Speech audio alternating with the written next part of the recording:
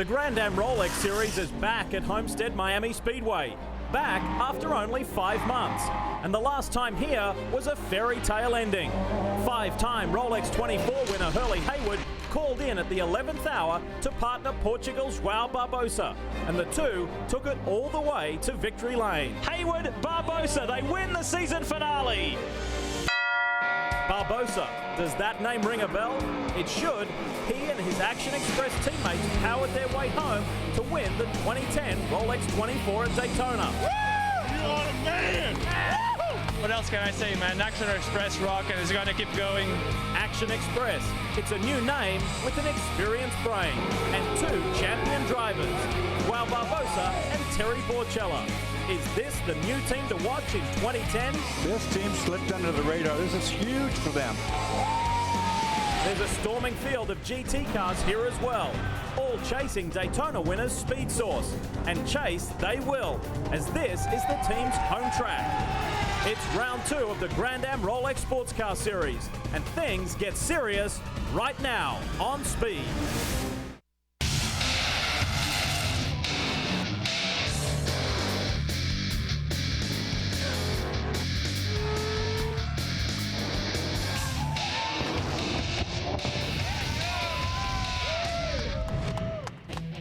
After a month's break to recover from the Rolex 24 at Daytona, Grand Am heats up in the home of the heat.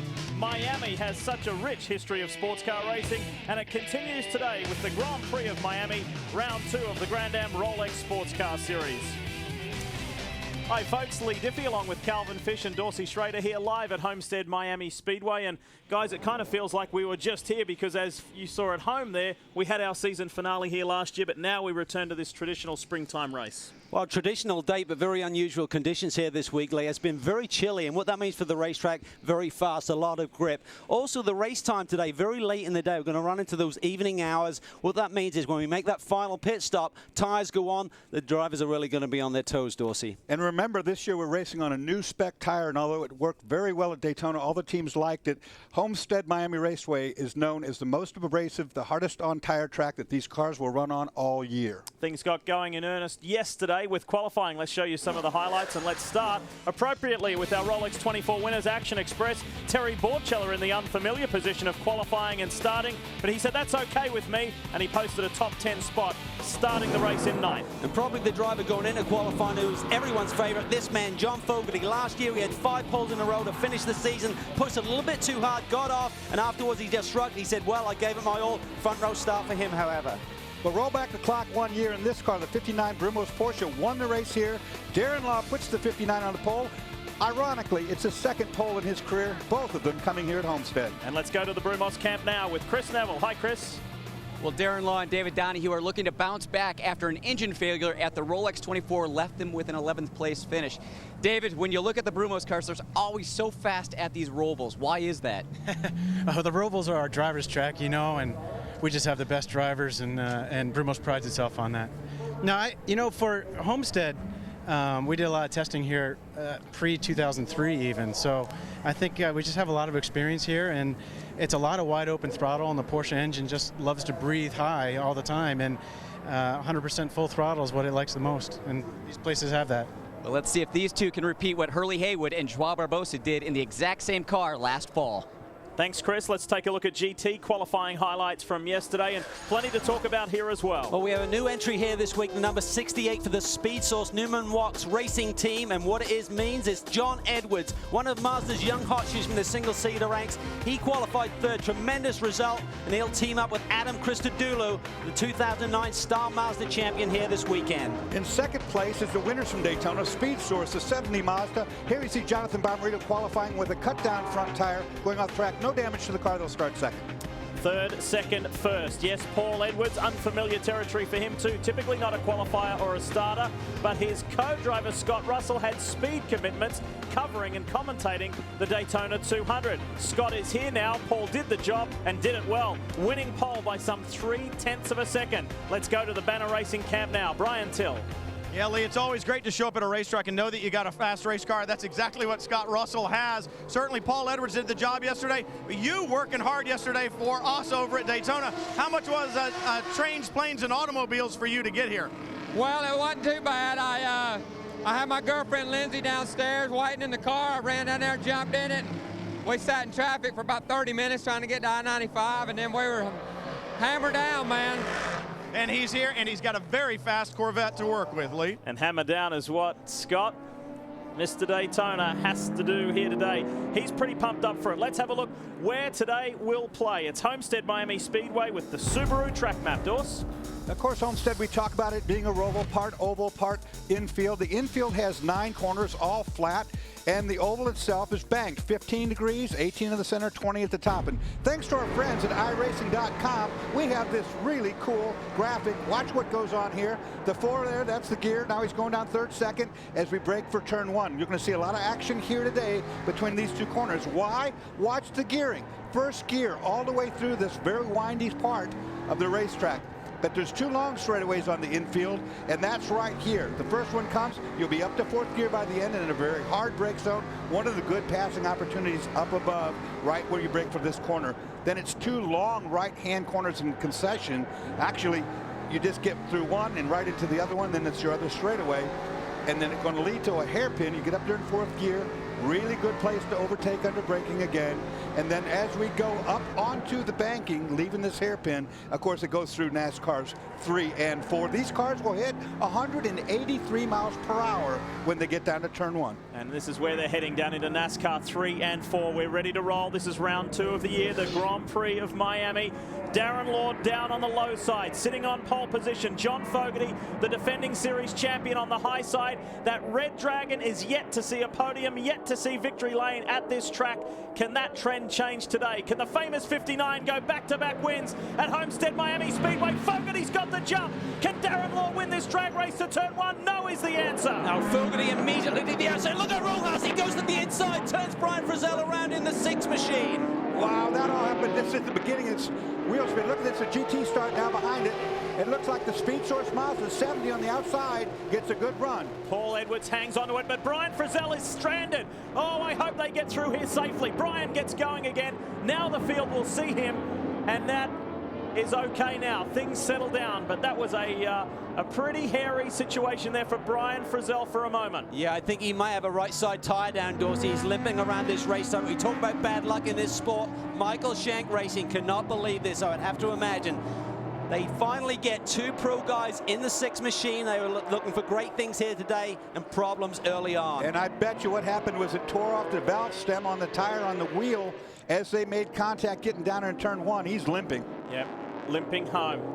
Let's show you the replay. Let's go back, first corner, first lap. Look at the second 2 cars. Watch Rojas. He dives to the inside of Darren Law, and he takes Brian Frizzell, just takes him out right there. Nothing you could do right there, not for Brian Frizzell anyway. I don't think he realized he was in there, Rojas, when he turned in to get underneath.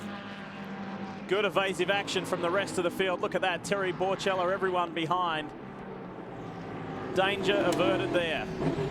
Here's your onboard look at it. Where do you go when this all goes wrong? Yeah, just swings across his bow there. There was nothing that Brian Frizzell could do. That is really very aggressive driving. Well, you have to say there that Rojas went from one side of the track to the other and back again. I'm surprised he had the grip to do that. Yeah. You know, the start of that race, what happened there was Darren Law didn't have enough rear traction. He spun the tires on that start. It jammed everybody up. So it's John Fogarty, Darren Law, Memo Rojas, Ryan Hunter-Ray, Buddy Rice, who narrowly averted contact there. He is behind Ryan Hunter-Ray, the 2 IndyCar stars. Then Ricky Taylor, Mike Forrest, Dion von Moltke, Bill Lester. That's the running order at the moment, and Darren Law is not letting John Fogarty get away early on. No, he's starting to put the pressure on. We talk about this Porsche. This is the 6-cylinder Porsche in the field here today, and it really loves to run at high RPMs. It revs up to 9,600, and it really has a chance on these big, wide banks and the straightaways here to get wound up, Dorsey, to good effect. When they keep that Porsche engine above 9,000 RPM, it's making its best power up there. This racetrack, they can keep that rev range very high, and this car's good here, no question. Darren's pretty pumped up too. Spoke with Hurley Hayward prior to qualifying yesterday, and the 5-time Rolex 24 champ said just visualize your lap, and it worked. Chris? Well, Brian Frizzell has finally made his way back to pit lane to get this right front changed, going down what I think is probably 2 laps now. Looks like we had a little bit of a problem up on the left front corner. Listening to Brian on the radio.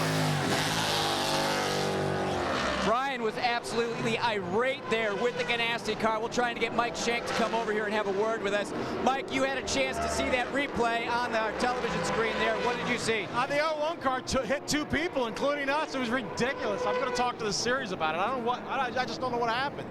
Well, these guys obviously very disappointed. They had their high hopes on that 6 car with Brian Frizzell and Michael Valiente behind the wheel. That's right. Rojas did go down on the low side, collected Brian Frizzell, then went back to the high side and collected Ryan Hunter-Ray. Frantic stuff for the opening lap on the opening corner.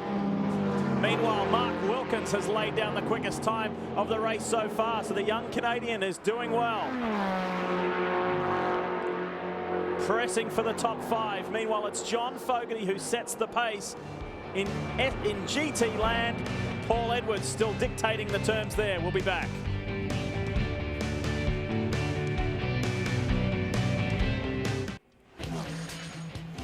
Speed's coverage of the Rolex Sports Car Series is presented on Speed by Rolex, a crown for every achievement. Brought to you in part by Burger King, who remind you to have it your way. And by the all-wheel drive 2010 Subaru WRX. We welcome you back to Homestead Miami Speedway and bring you up to date with the race analysis for today's Grand Prix of Miami. It is a regular sprint race length, that is 2 3/4 hours. And the drivers have to do 30 minutes here today to score points. 45-minute mark. Everyone needs to make that first pit stop. We talk about those chilly conditions. We're going to see them before the checkered flag falls here tonight, Dorsey. And it's the warmest it's been since we've been here, but they haven't raced at night or practiced at night, so it's the first time. And the lighting here is the first time they see it. This is good from Darren Law. He is just stuck to Fogarty. He will not let John get away. And the 99, the Gainsco Bob Stallings machine, does have a habit in its drivers of stretching the advantage when they get their nose in front, but this has not happened here today in Miami. It hasn't happened here in Homestead because they've never finished on the podium before. Always had fast cars, but never seemed to get the result they're looking for. Finished 4th here last year to clinch the championship. It was a good solid run, but that nearly went away from them with engine problems late in the going. Gurney just hanging on to clinch that championship.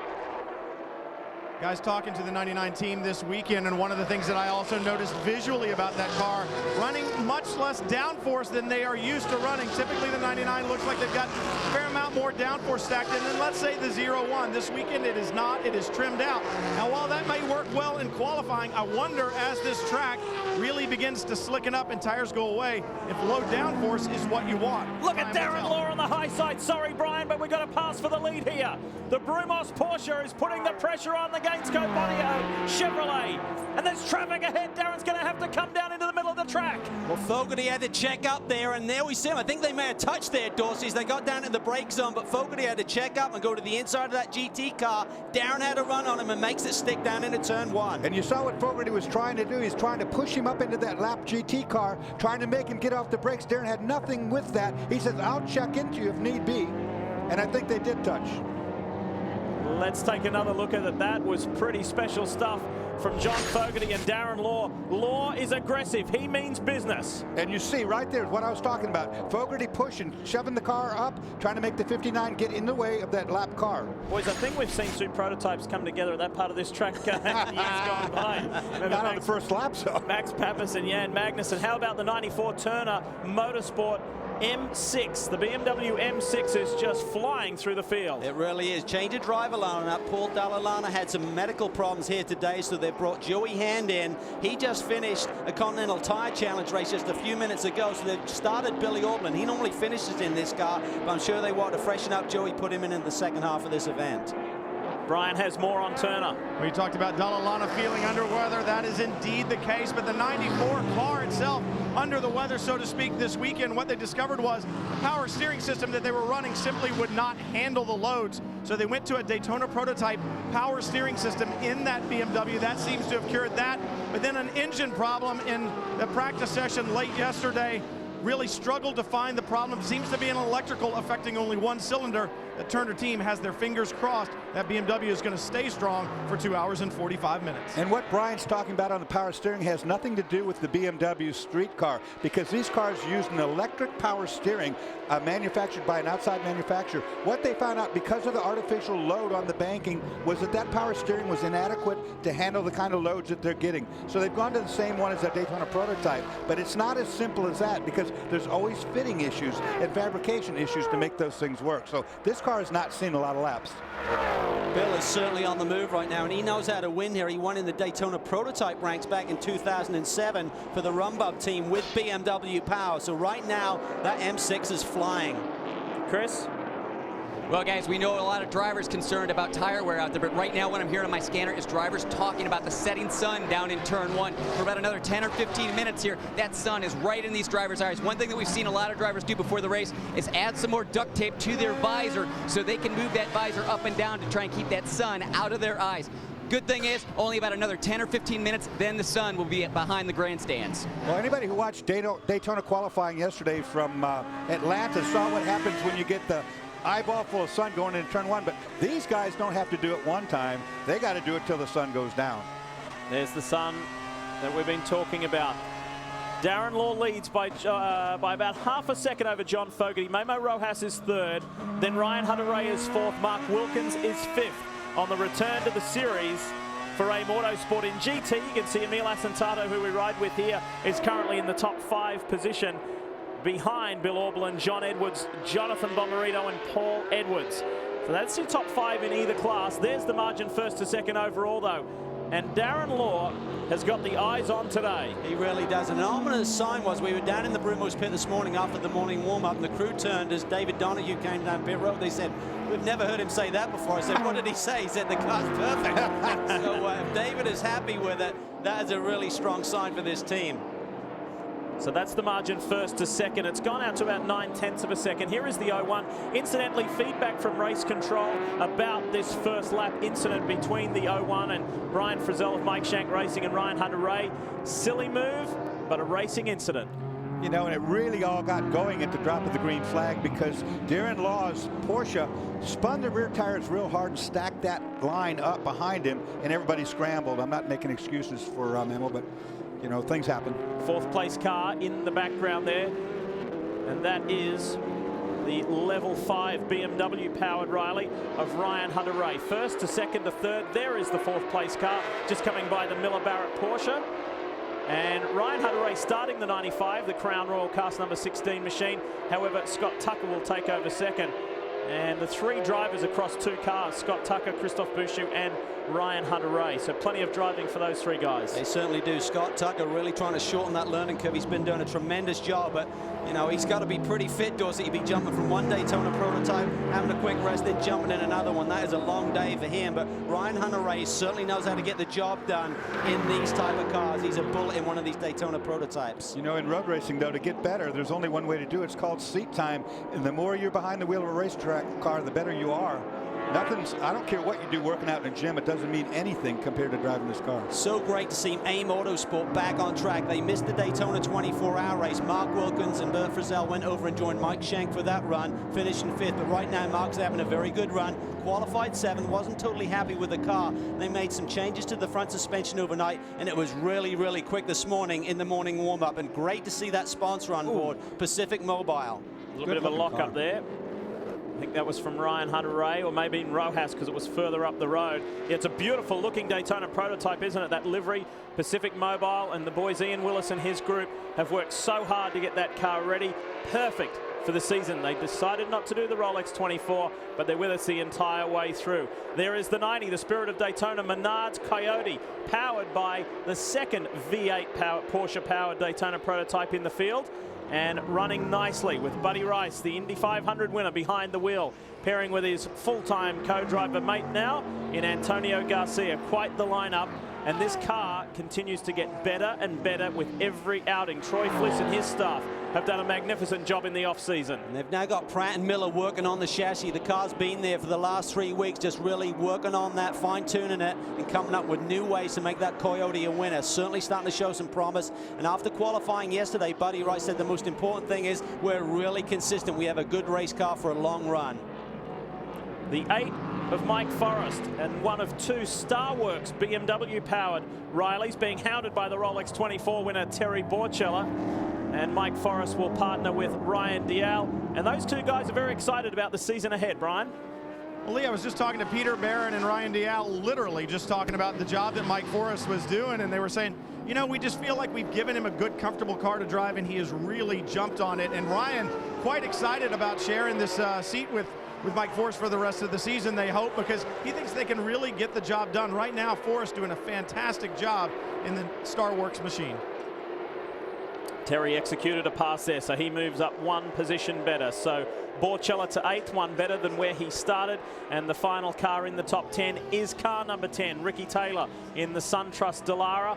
It is a Ford-powered car. And the 77 has snuck by. Dion von Moltke has got by Ricky Taylor. And there is a reason that Ricky Taylor has dropped back. I spoke to Wayne Taylor after this morning's warm-up. He said, we're a little bit in trouble with the tire wear. What we're going to do is start Ricky on 30-lap tires and make him really sacrifice for the team here. Hopefully he'll get a yellow early on. We'll bring him in, and then we'll have 2 fresh sets of rubber for Max Angelelli. So they're looking at potentially running a 3-stop strategy here today. And one reason for doing that is that you're only allowed 5 total sets of tires to get through the entire race. So that what they're trying to do by going out on these older tires is save good stuff for when you're going to win at the end.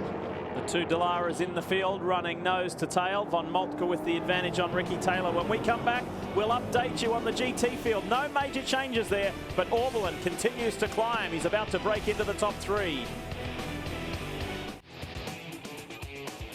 Time to tell you about the Pirelli Tyres Chip Foose Dempsey Racing Edition Mazda RX-8 giveaway. This is a fabulous competition. You can have a chance to win this special car designed by Chip Foose. All you have to do is continue watching today's coverage and look for that special code word.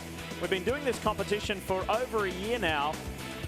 And once you identify that code word, go to the website, which is grand-am.com/Foose, enter the prize word to have a chance at winning. We need to congratulate the Daytona winner, the Rolex 24 winner, Anthony Carbone Jr. He goes into the big mix to win that car at the season finale. So good luck, get involved. We'll show you that a couple more times throughout today's show. Now, if, like Calvin and I, you heard Dorsey say before, if you're watching Daytona qualifying from Atlanta last night, I'd just like to say, to confuse things, we're here at Homestead Miami Speedway. And this is Paul Edwards flying in the Banner Racing Corvette. This car is going to be awfully strong. They had a lot of teething problems at the 24-hour race, but they've certainly worked through some of those. This is a dynamic car. I mean, it's really taken last year's Pontiac, shortened the chassis, Dorsey, putting this Corvette body on. It loses 100 pounds. I believe this bodywork is more efficient in terms of drag and certainly downforce. This is going to be a dynamite car this year. Jonathan Bomarito in the 70 is not letting Edwards get away. I think that's got the attention of Leighton Reese, team principal. He's got a smile on his face this weekend. Leighton, Daytona was obviously tough. The changes from the Pontiac over to the Corvette. You guys just didn't seem ready, but now you're back up to banner performance. Yeah, we had some teething problems, new car blues, but that's typical. You know, we did a lot of modifications, shortening the car as much as we did. It always had potential, and Paul Edwards is showing it right now, and I don't know how the race is going to play out, but we're strong at least. Well, I'm listening to Paul right now in the scanner, and he has been saying the past few laps the car is loosening up. Yeah, well, he's doing some bar adjustments, and then we'll fool around with some tire pressure yet on the next stint, so we're okay. And these guys, like I said early in the show, they're going to do that 2-driver change swap, so Paul Edwards will finish at the end. And what Leighton's talking about when he says bar adjustments is they cannot control the front and rear sway bar tension from inside the race car. Unlike NASCAR cars where you got to come in and pit stop and change the front sway bar, they can actually do that with a dial, with a knob on the dash. So he's softening that car up at the back to make it get more grip.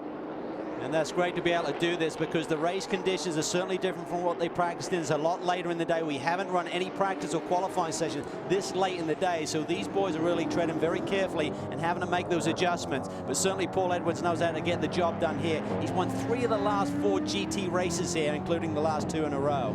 It feels strange to say there at the beginning of a race, there's the 70 Speed Source Mazda with Jonathan Bomarito behind the wheel instead of Nick Ham. We say hi to Nick, probably watching out in Colorado. We hope to see you back at maybe some of the more longer races later in the year. That's first and second in GT. Third is now Bill Orbelin. That 94 BMW M6 for Turner Motorsport has worked its way up into third, and Bill is flying. Do you know, throughout this weekend, he didn't do any more than 2 laps in a row because whatever niggly problems they had, whether it was electrical, whether it was power steering, whatever it was.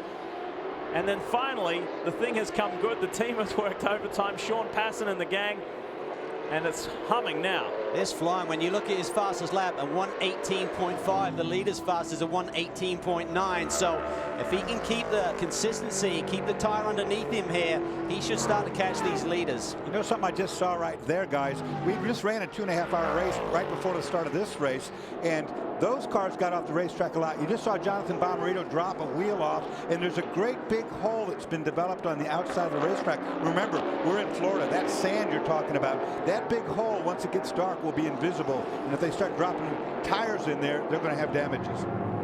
Fourth place in GT behind Bill Auckland is that orange Mazda RX-8. It's a combination of Speed Source staff and Newman Wax staff, and these are the young guys that Calvin was telling you about at the top of the show. John Edwards and Adam Christodoulou, two young guys who climbed the Mazda ladder system and are very, very talented, have done minimal tin top or sedan or sports car type racing. But boy, they've adapted to it very quickly. Oh, they really have. I mean, they did a 2-day test last week at Palm Beach, immediately on the pace. For John Edwards, he's the 2008 Star Mazda champion. He then went on to clinch the Atlantic Championship last year, and his teammate is none other than Adam Christodoulou. He won the Star Mazda Championship last year, and prior to that, he won the Formula Renault Championship over in Europe. So these are two of the best in the business in single-seaters. But this is a different form of racing, Dorsey. But right now, it seems like they've adapted very, very quickly. You know, usually where those guys get caught out is in brake zones because they're in a heavier car. They've been used to cars that are light and they stop on a dime. Well, these cars are a little bit heavier as we ride along now in one of the Mazda RX-8s, a 69. Emil Asentato, who qualified third yesterday. He did an amazing job in qualifying, fourth, I should say. Chris, Emil was fantastic.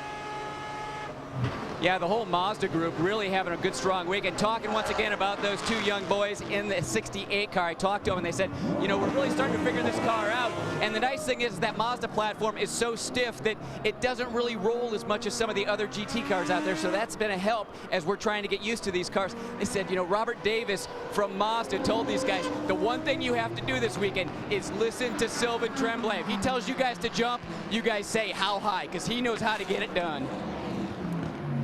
Well, there's 8 of these Mazdas in the field now, and they are making a big, big push for this Manufacturers' Championship this year. They could clean everything. I mean, they have got some very fast cars, very fast driver lineups this year. Interestingly, though, this track has been a source of frustration for Speed Source, even though it's the home track. They're based in Sunshine Beach here in Florida. And here is the 30 Racers Edge Mazda. It's another Florida-based team, but from DeLand towards Daytona Beach, and Todd Lamb behind the wheel. Another one of their ladder drivers. He won the Playboy Mazda MX-5 Cup Championship last year. Absolutely dominated it and had a pretty good run going at the 24-hour race. Then they had an oil leak. He had a couple of spins that we saw on TV and thought that was just him messing up, and it really was problems with the race car. But he bounced back yesterday. Very strong qualifying run and looking good in the early going here today. James Guay in the 41. Dempsey Racing Mazda. JG Sport machine, and he will hand over to defending GT Series champion Lee Keane. There's a lot of talk about these two guys, what kind of a partnership they will form in one of the newest Mazda RX-8s. Well, all the talent that Mazda has brought on board and all the cars they have this year, no question in GT, this is the strongest presence that we've ever seen from them. I mean, any one of these Mazdas, I think, will be capable of winning before the year's out. And there is the 57 Stevenson Camaro, Andrew Davis. Not ideal setup this weekend. Andrew said we're struggling a little bit on corner exit oversteer. We're trying to find just that sweet spot, trying to get it right. He said, but I think we know that we're strong enough overall with our driver lineup that there may be some faults in the guys ahead of us, and it's a long, long run.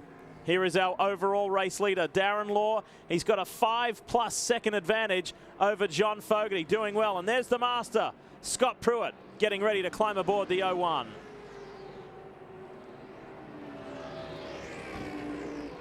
Or Fogarty, I mean. I don't see damage. You see damage? Is that left? Left rear. That rear thing?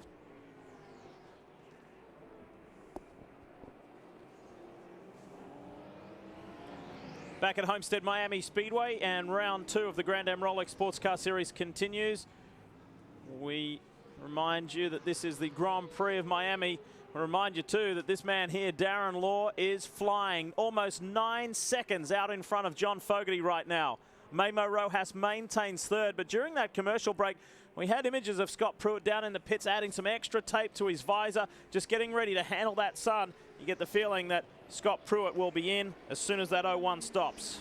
We spoke to Hurley Hayward this morning, Dorsey and I, and Dorsey really expressed the fact that last year they seemed to just get lost, and when they really analyzed what they were doing, they weren't coming to the racetrack with consistent setups. There were some setup issues before the even car got to the racetrack, and this year they really feel they've got the nucleus of the team in place that will really stay on top of those things. They expect to be a consistent performer, and that will make them finally a challenge for the championship, I feel.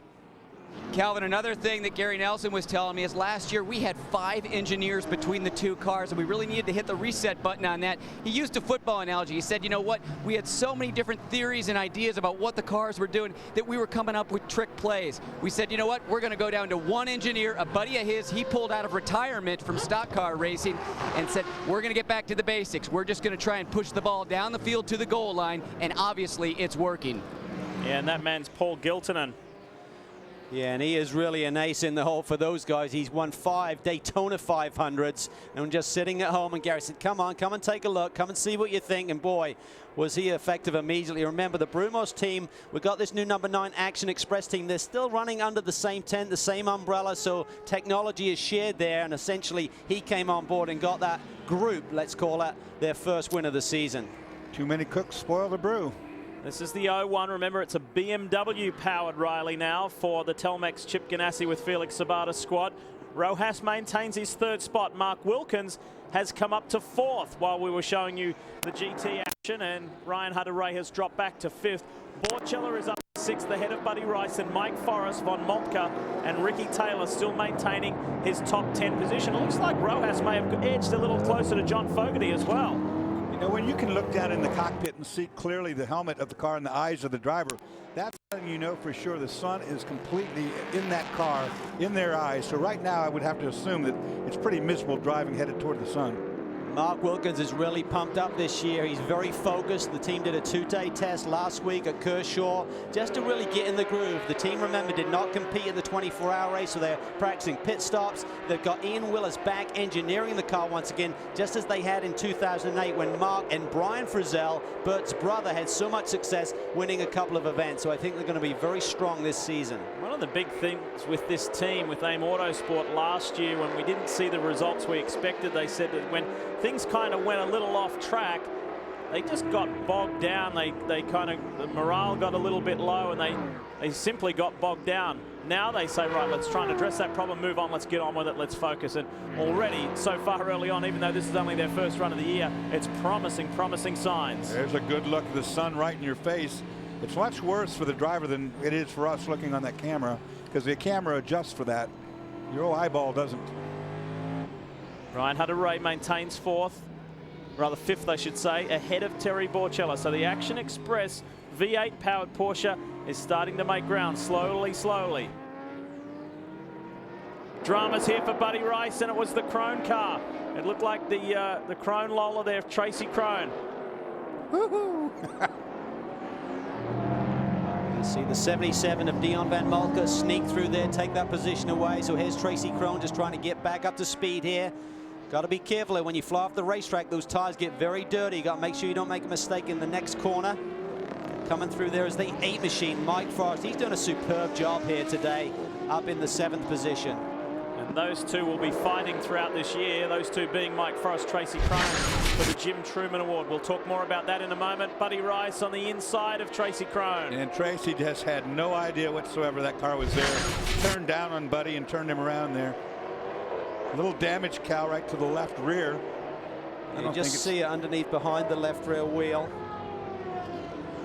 But this car, they've been working on it hard. They arrived here. They didn't run here, remember, in the final race of 2009. So they said, that really hurt us a little bit when we rolled off the truck here this weekend. We've had too much understeer in the car. The car's really trimmed out, taking that rear wing out of the car to try and help the balance. Really gives you good straightaway speed. And they really feel they've made some change. They did another big change last night. The morning warm-up was better.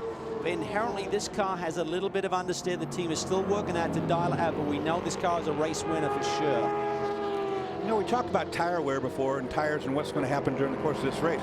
This is the best set of tires that they have to work with right now, because when they go out on this next set of tires, two things: it'll be really slippery tires, and secondly, the track temperature is going to go away. First of the top 10 cars to pit, it is Ricky Taylor in the SunTrust Dallara for Wayne Taylor Racing. There's the axe. Max Angelelli ready to pounce. Well, you guys mentioned earlier how this car started on tires that had some 30 laps on it, just so they would have fresher tires at the end of the race. So this is hopefully going to put them back in a position. I was watching the times, and Ricky Taylor was about 3 seconds slower for about the past 20 minutes or so than the leaders, running 116s out there compared to 113s. So let's see if we can get a little bit more speed out of this 10 car now that we got Max Angelelli behind the wheel and also fresh rubber. Looks like a little bit, looks like they've got problems getting the window net on the driver's side door. Yep, big problems over there. This is really slowing this team down, probably plus 20 seconds or so far, just because of that window net. Boy, that's costly when you already gave up a lot of track time because you were making a strategy call. You know, now you go in there and you get your fast, you know, get everything ready and lose another 20 seconds. Big frustration at the Rolex 24 too, when Pedro Lamy crashed into the wall, and that put paid to their chances. Problem after that. Here's one of the new cars in the field in GT. This is the LG Motorsports Corvette with Eric Lux and former series champion Kelly Collins behind the wheel. And there's some dramas there. There doesn't seem to be too much action going on. We'll come back to that, but for now, let's hear from Ricky Taylor. Well, Ricky Taylor putting his SunTrust hat on. Ricky, we know you had to start the race with tires that had about 30 laps on them, so it's a little bit difficult to keep up with the leaders, but with the fresh rubber now on the 10 car, is that car going to have the speed? Yeah, the tires with 30 laps were not so bad considering how we were in practice. The main problem was that I made a huge mistake. I locked up the left front going into the hairpin in the back. That really set me back. I just had to look after it the rest of my stint. Just my mistake. I think with fresh rubber, Max and the SunTrust car will be really strong. What happened with the window net? I just slipped on it. Well, the team had a difficult time, looking like they tried to get it hooked back up there. And guys, something like that, a window net or a seat belt, we saw it with the level 55 team at the Rolex 24, slipping from 3rd to 4th.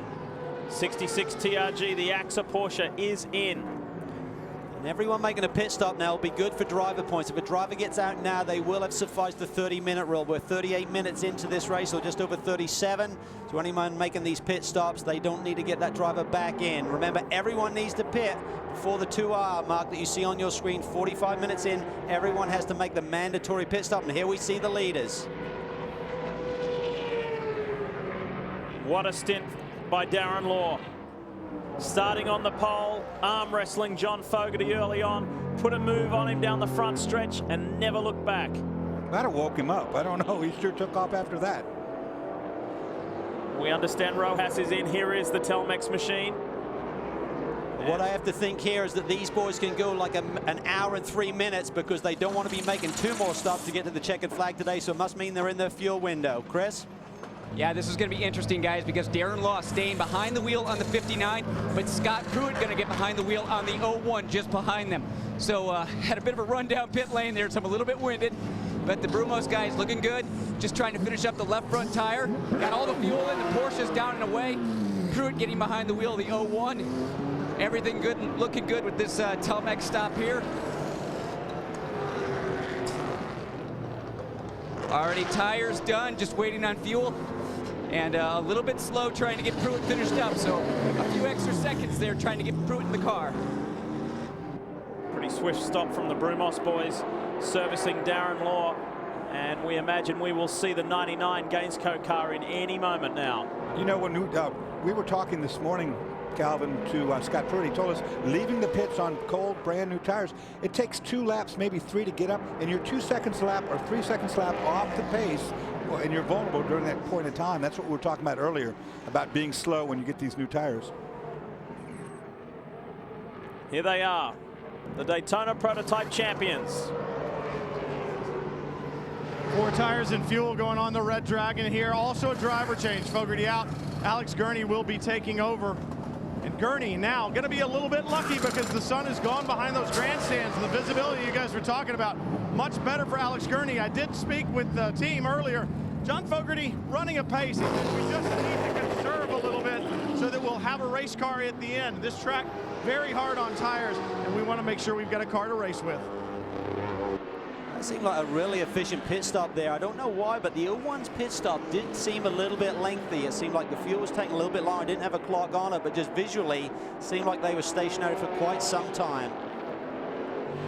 So with those pit stops cycling through, our new race leader is the 95 of Ryan Hunter-Reay, the Level 5 Motorsports BMW-powered Riley.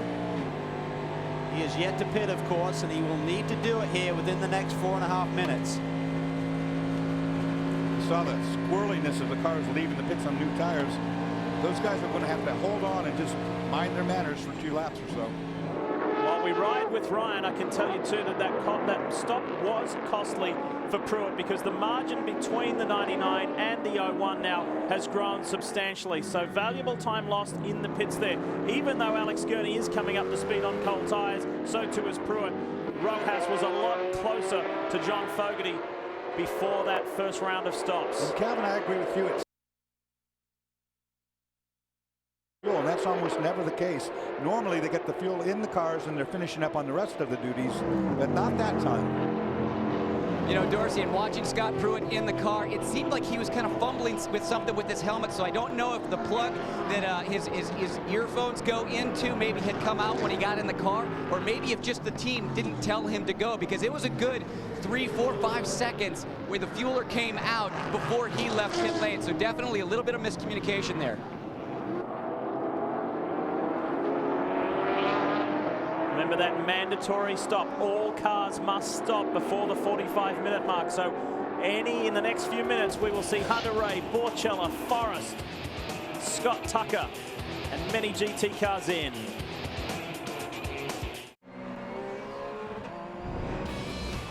As we've already mentioned, tomorrow NASCAR race day soars into Atlanta. Tune in as points leader Kevin Harvick, Clint Boyer, and crew chief Alan Gustafson join the team live. NASCAR race day built by the Home Depot tomorrow at 10 Eastern, only here on Speed.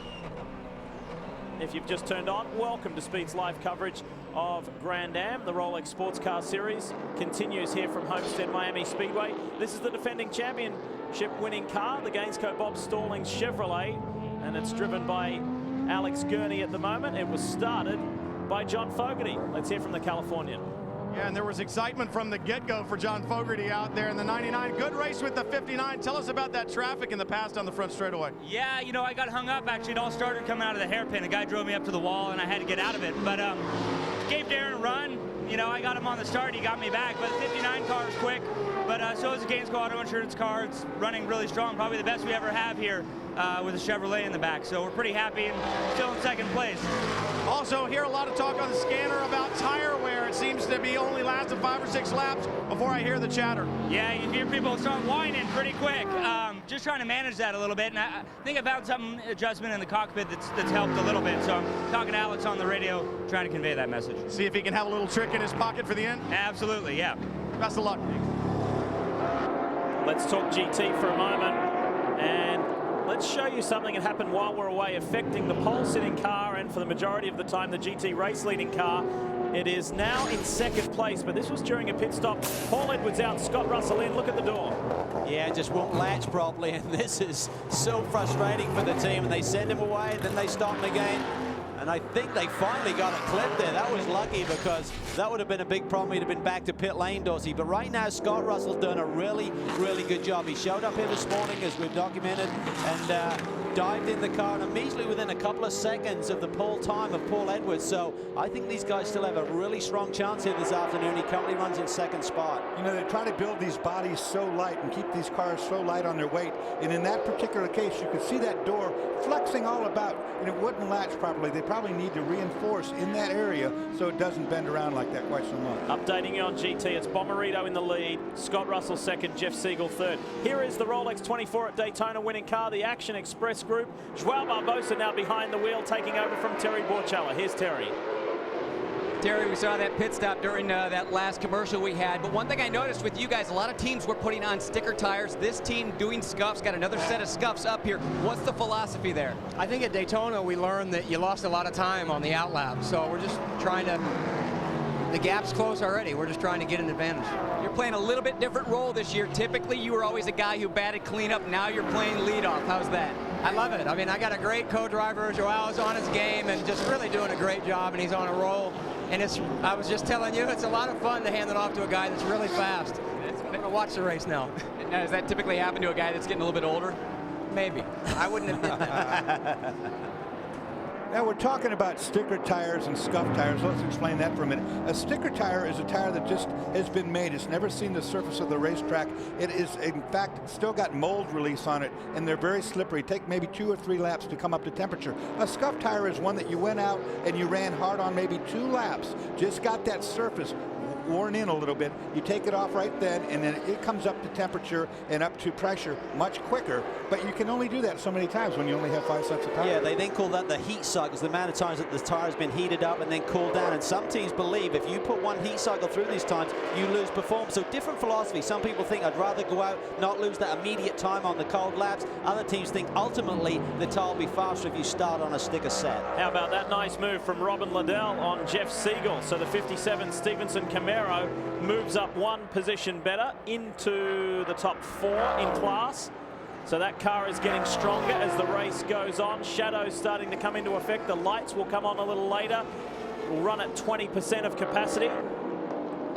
So it's Bomarito, Scott Russell, Bill Orban, Robin Liddell, then Jeff Siegel. That's your top 5 in GT. Incidentally, the Stevenson squad, they're still running 2 Camaros, and Gunter Schaldak has a new teammate. It's Jan Magnussen. Great to have Magnussen back in the series. Up front, it's still Darren Law by some 10 seconds over Alex Gurney and Scott Pruitt in 3rd. By the way, that first lap spin by Brian Frizzell, he's worked his way back up to 12th.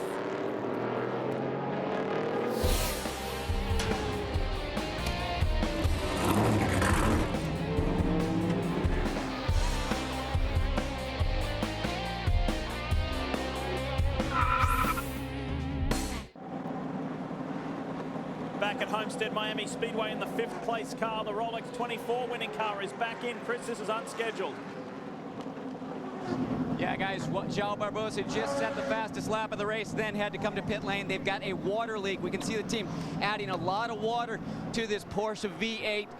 They added water, then took a look for quite a bit sitting here, and then obviously now we see it boiling over as they're adding more. So now the team told João, shut the car down, and they're going to reach in and see what they can try and fix, but not good for our Rolex 24 winning car. The amazing thing was at the 24-hour race, this hood never came off the engine compartment. Spoke to Benny Lozano this week. He said we then took the race-winning engine, put it back on the dyno for a further 4 hours of running. He said the engine was immaculate, so we wonder if this is an ancillary problem, Doris. Gary Pennison and the team going to work there. Isn't it bizarre? It can just go flawless for 24 hours, and then here in a 2-hour, 45-minute sprint race, something like that happens. Let's talk about the Starworks BMW and Ryan Dial from one Rolex 24-hour winner to another. This man here was in the 9, and now he's driving for Peter Barron's team. He has a long history with Peter, and thrilled to be back as a full-time member in the Rolex Sports Car Series. He's cracking off some pretty impressive laps. He was. He set the fastest lap at a 12.6, and right after that, João Barbosa just went a couple of hundredths faster, so he may be leading the championship here tonight if he continues with this run with the 9 car in pit lane. So Ryan Dial, he is one of the best in the business in one of these Daytona prototypes. He's finally got a full-time ride for the season. He's been missing in action a little bit over the last couple of seasons, just struggling to find a full-time ride, but whenever he does, Dorsey, he just gets the hammer down and takes it towards the front. Amen. Brian, how about this 8 team? I'll tell you, the 7 and the 8 lead doing a great job out there. The Starworks team put together by Peter Barron, and a lot of familiar faces on that team. But one not familiar with that team, but very familiar in pit lane, is Bill Riley, sitting on the pit box, calling the shots for that team. And I talked to Peter and Ryan both about having the addition of Bill Riley, and they both said he brings a completely different outlook on not only the preparation of the race car, but the strategy in the race as well. Great to have him there. And Ryan said, you know, I have learned so much in just the short time he's been there. A completely different dynamic. Certainly seems to be working right now. I'll tell you what, Peter Barron has got a really stellar group that he's put together there. Other than that guy's engineering at Bill Riley, who designed the car, he's also got Simon Morley, who was team manager right now, and he's worked in Formula 1, the Schumacher when he was at Benetton. He's also worked at Stewart Grand Prix, along with winning with Hornish for Panther Racing in the IndyCar Championship over the years, so a lot of experience on the pit wall. And underscoring how you can get some bang for your buck in Grand Am Racing, that 8 car is a refreshed, remember the ex-Rum Bum car? That's that one with all of the updates from Riley Technologies. So they're getting their value for money there, so good work. Let's switch to DT. Let's talk 57 with Brian Till. We just talked about Bill Riley sitting on the pit box down at Star Works, the brain trust down here at Stevenson Motorsport. Mike Johnson, 2 Camaros running in the top 10 right now. I was listening to you talk to Robin Liddell a moment ago. He's running good lap times. What kind of a pace is it going to take to be there and have something left at the end? Well, we have a pretty good pace for like the first 15 laps, but we kind of fall off after that. I mean, Andrew was really working the bar a lot and finding a lot of traction coming off the infield. Right now, we're just kind of hoping that once the sun sets, maybe our tires won't go off so bad. But, you know, I mean, we got a long way to go, and we just don't know. We need some yellow or something different to kind of spice this race up, to use some of our advantage, because if it's going to be an outright drag race, we probably just can't compete yet. Right now, strategy is still going to play a big part in this race for GT and DP both, Chris.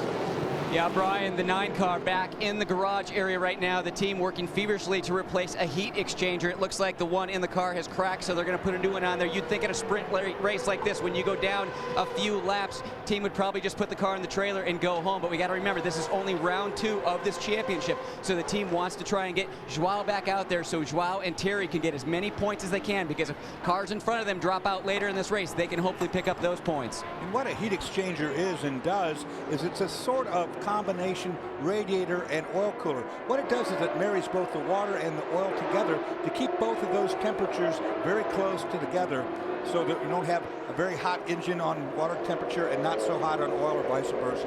Oh, it wouldn't be a Grand Am race if we didn't see the 99 and the 01 together. Here they are, Alex Gurney and Scott Pruitt, two-time Daytona prototype champions. They're running 2nd and 3rd at the moment. The pace setter is still Darren Law.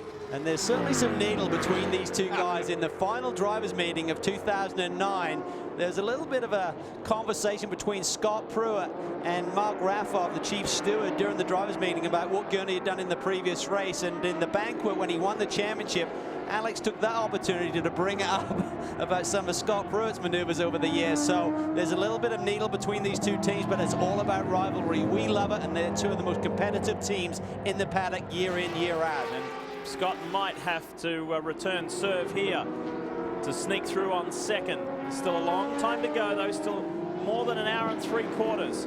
So plenty of time. As the sun sets, the lights will come into effect. This will be interesting. It's great to be back at Homestead. And in typical Grand Am fashion, we will always have an exciting finish, and racing into the night just adds to that spectacle. Tell you what, Gurney swung out wide, then he saw where Pruitt was, and he went to the middle of the road to try and defend any lunge up the inside. But right now, Pruitt seems to have a much faster race car. He's getting the power down well. He's getting the launch off the corners. Now it's BMW up against Chevrolet on the high banks. Oh, Pruitt has to get out of the throttle because of a car used for a pick. But it's not over yet. Long front straightaway. Pruitt's in the right position. Watch this.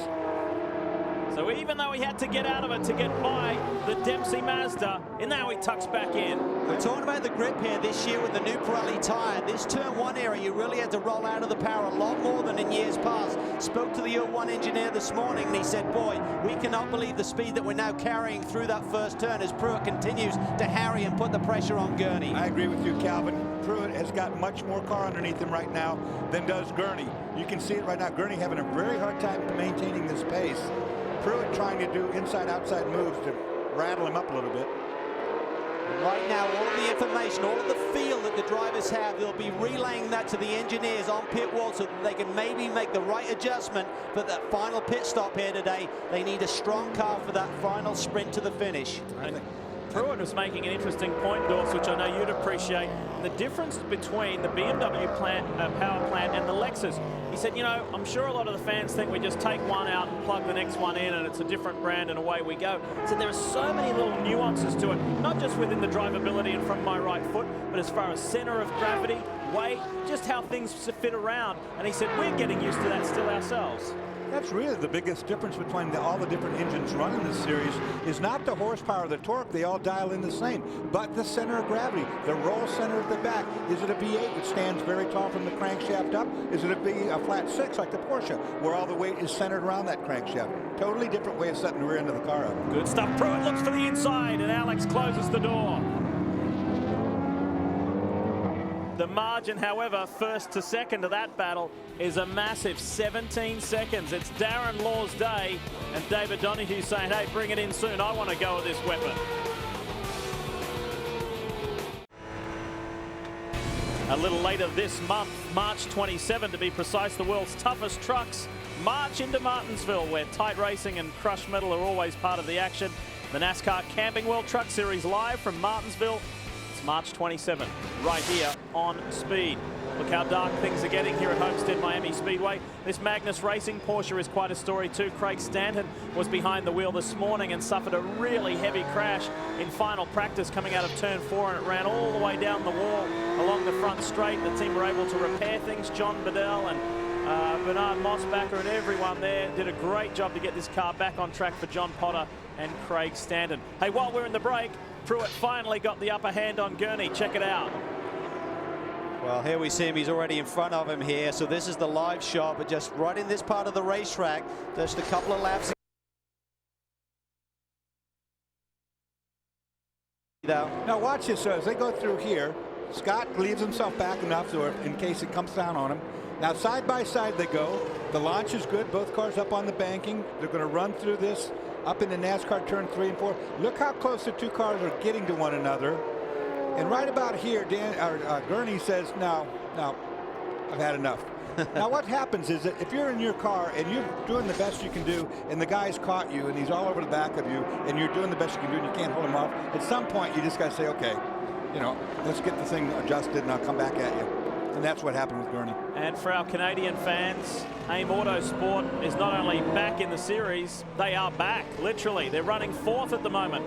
Bert Frizzell is behind the wheel and doing a fine job. So welcome back to the series, boys. They're here all the way through to the end of the year, the Toronto-based team, and we wish them a strong run at the moment. Let's hear from the man who started this car, the Pacific Mobile Daytona prototype.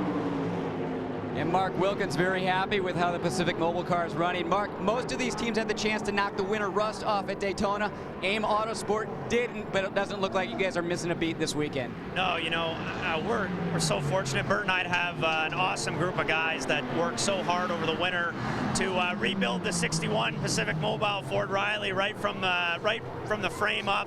And man, the car's awesome. Ian did an excellent job engineering the car this weekend, and we just have to drive it. And I mean, we got the easy job now. So Bert's out there doing a fantastic job.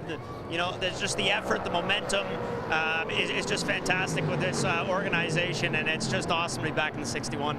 Hey, the sun is finally set behind the grandstands, and the temperature really dropped. How's that going to affect the racetrack? Well, yeah, I mean, with the sun going down, I think the track's going to tighten up. I'm hoping the track's going to tighten up a little bit. I think our car will work really, really well.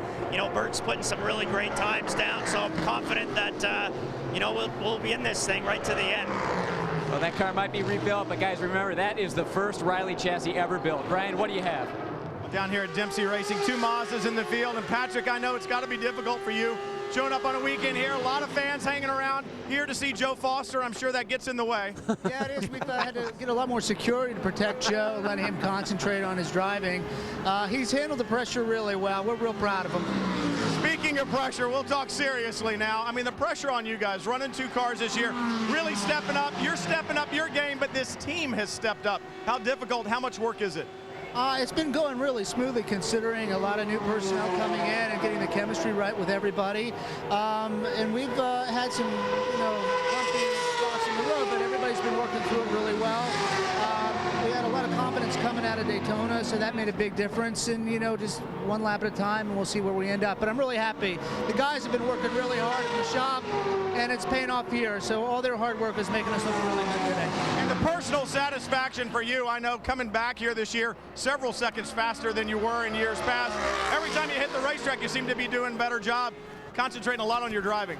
Yeah, a lot more. I mean, I get fast, but everybody else gets faster too. So it was great qualifying. It's really good to see all the Mazdas doing well up front, and Yeah, it's really, it helps build your confidence, more experience to keep you out of trouble so you can stay on the lead lap a lot more and to hand the car over to Joe, and hopefully we have a good finish. But yeah, I just love this sport, and to be out there and to be competitive means so much. You know, I got out of the car and I was like, I just got to get so much faster. I want to be running up there with everybody. But yeah, you know, you got to take the small gains and enjoy that. Keep working hard.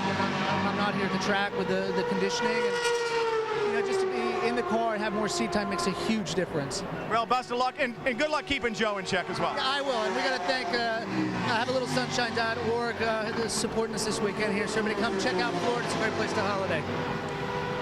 Yeah, what Patrick was talking about there is Share a Little Sunshine is a statewide grassroots cause that encourages Floridians to strengthen the economy by inviting friends and family to visit the Sunshine State, and there are some various incentives there. So that's why the Dempsey Mazda is banana yellow. I'm a Florida guy. I mean, come on down. Can we all stay at your place to also? Well, the Saratoga Avenue Boys Club's having a function this weekend, and it's going to be pretty big because a lot of guys leaving the racetrack tonight and tomorrow headed that way. Be complete when you get there tomorrow. I'm the cook, of course. 9th and 10th, Oswaldo Negri and Max Angelelli. The Crown Royal XR Mike Shank Ford defending another Ford-powered car, but it's the SunTrust Dallara behind. Max has been laying down some really good lap times. He's down in the 12s, pretty much the same pace as the leaders right now. The 12.8 is his best, so that fresh rubber really has transformed this number 10 machine. But just like last year, they really struggled with the setup in the longer stints. The 10 car just seems to lose its balance. Someone's off on the outside there. Hidden in some the wheels at least. Not sure if that's one of the Star Wars cars, just drop wheels. Oh, it's the 95. Pretty big spin from the amount of smoke that we saw there. And that is still Ryan Hunter-Reay behind the wheel.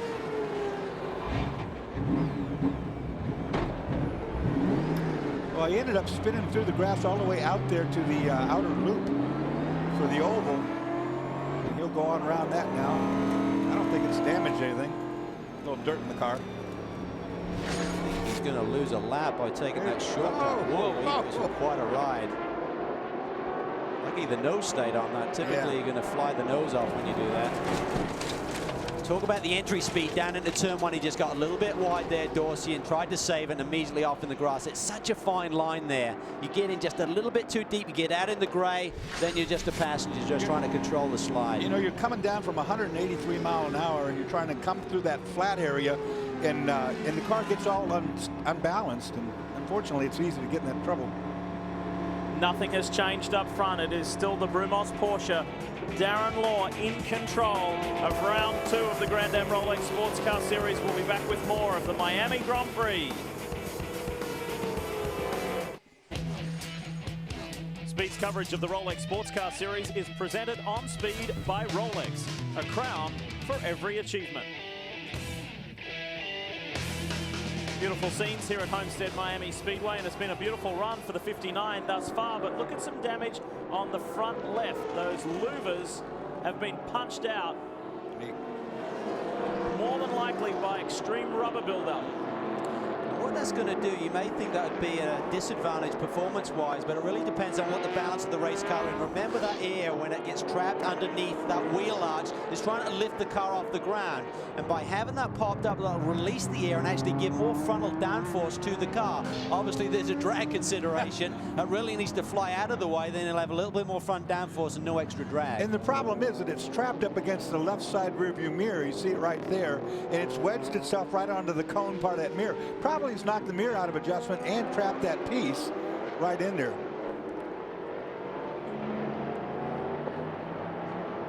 And the 95 Ryan Hunter-Reay has made his way to pit road. That one you see too has also lost its louvers on the right front side. And Ryan Dunn as the level 5 team go to work. Scott Tucker was due to get in that 95, so if the team assess that the damage isn't too great and the car is still going to run okay, we'll see Scott Tucker in that car a little later on. This is more of a cleanup, Calvin, than anything else, because it packed itself so full of dirt and debris. Well, the key is to make sure that the car is safe. You don't want to be sending either Ryan or Scott back out in the car until you're absolutely sure that everything is good to go. So they'll take their time here. And as we talked about, Scott Tucker just trying to get seat time, and they'll not be too worried about the result with this car right now with the off. A good result is effectively over with, but they'll want to get Scott back out there, get more laps, and I have to say he's done a really good job. He's really dedicated to the game, certainly making a big investment here with the two-car effort and getting the job done on the racetrack as well. Speed Source is leading GT with the 70 car. This is another Speed Source run car, the 68. Let's hear from one of its drivers. Well, John Edwards has finally had his first taste of Rolex competition. John, both you and Adam were so successful in Formula cars, now transitioning over to GT cars. How has that transition been? Well, coming over to the RX-8 from open wheel cars was not as big a difference as I thought. I expected it to roll a lot in the corners laterally, but RX-8's got a lot of grip and I've had a good time.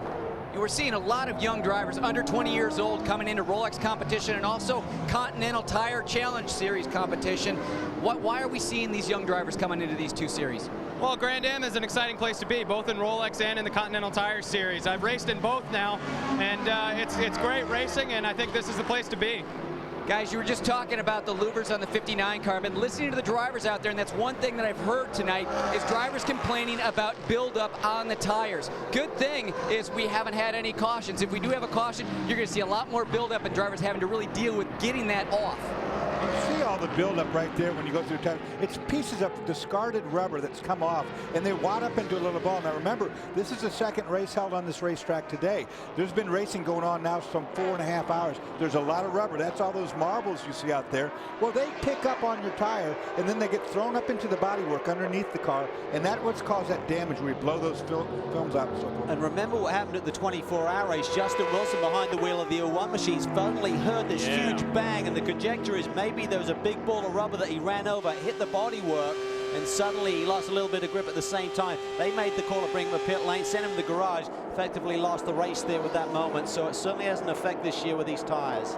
Well, there's little hiding places for that rubber to get in front there of the tire and so forth, and then they're like glue. They stick to one another. They keep getting bigger and bigger. Finally, the mass of the ball gets so heavy it has enough momentum to kind of come back out. It hits the wheel. The wheel chucks it up into the bodywork. I had a car at Sebring one time. It blew the whole bodywork completely off the back of the car, and I thought I was turning over from it. Here's the fight between Buddy Rice and Ryan Dial. They're trying to break into the top 5 in this race. It's Darren Law, Scott Pruitt, Alex Gurney, Bert Frizzell. Then Buddy holds that top 5. Dial is pressuring him for it. They've been as close as a second apart. It comes out to 2-3 seconds depending on traffic, but Dial is in pursuit, no doubt about that. Mamo Gidley is next in line in the 77, then Oz Negri, and then Max Angelelli, and Ian James has now got into the top 10 in the second Starworks car. Look at this, the 10 car making his way through. He's now up into the top 10. Max Angelelli is 9th, so this is really a points chase situation for Max. Didn't get the result they were looking for at the 24-hour run. Can't afford 2 bad races in a row. That is a big hole in the championship. Brian, what do you have for us? Well, I got a couple of things, guys. You were talking about the rubber buildup. This came out of the 95 off of the nose when they were working on the car. So that's some of that buildup that they were talking about. To update the 95, spoke with Ryan Hunter-Ray. He says brake issues on that car right now. They cannot get enough braking capability to the front, which means the rear tires want to lock first. The old adage in racing is the sliding tire always wants to lead the car. That means the back wants to go to the front. That's not a good thing. Talk about tire wear right now. I also checked in with Bill Riley about the tires and if the cool conditions would help. And he said, actually, it may or this abrasive rubber or the abrasive racetrack peels the rubber off of the tire. So either way you look at it, whether it's warm and sunny or cool and cloudy and starting to get dark, this racetrack is going to eat tires, guys.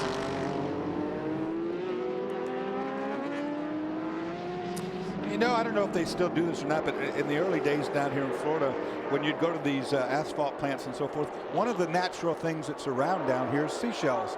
And a lot of the asphalt actually had ground up shell in it. Well, those shells provide traction, yeah, but they're very, very abrasive. And I think they probably don't use that anymore like they used to in the old days, but it's something in Florida that was common to hear years and years ago. 13.5 seconds is the lead margin, Darren Law over Scott Pruitt. I'm sure Mike Shank wishes that the number 6 car was up there vying for the lead of this motor race. Do you remember on the opening lap what happened to Brian Frizzell? Well, he did his tour of duty. He's handed over to Michael Valiente. Valiente is trying to push that number 6 Mike Shank forward as high as he can. He's currently in 11th place. Chris? Well, Brian Frizzell's had a chance to cool off since he got out of the 6th car, but Brian, the emotions are still high. We're going to queue up some video here from that opening lap, and you can just kind of watch it and just kind of take us through what was happening there as the drop of the green came down and you and the 01 got together.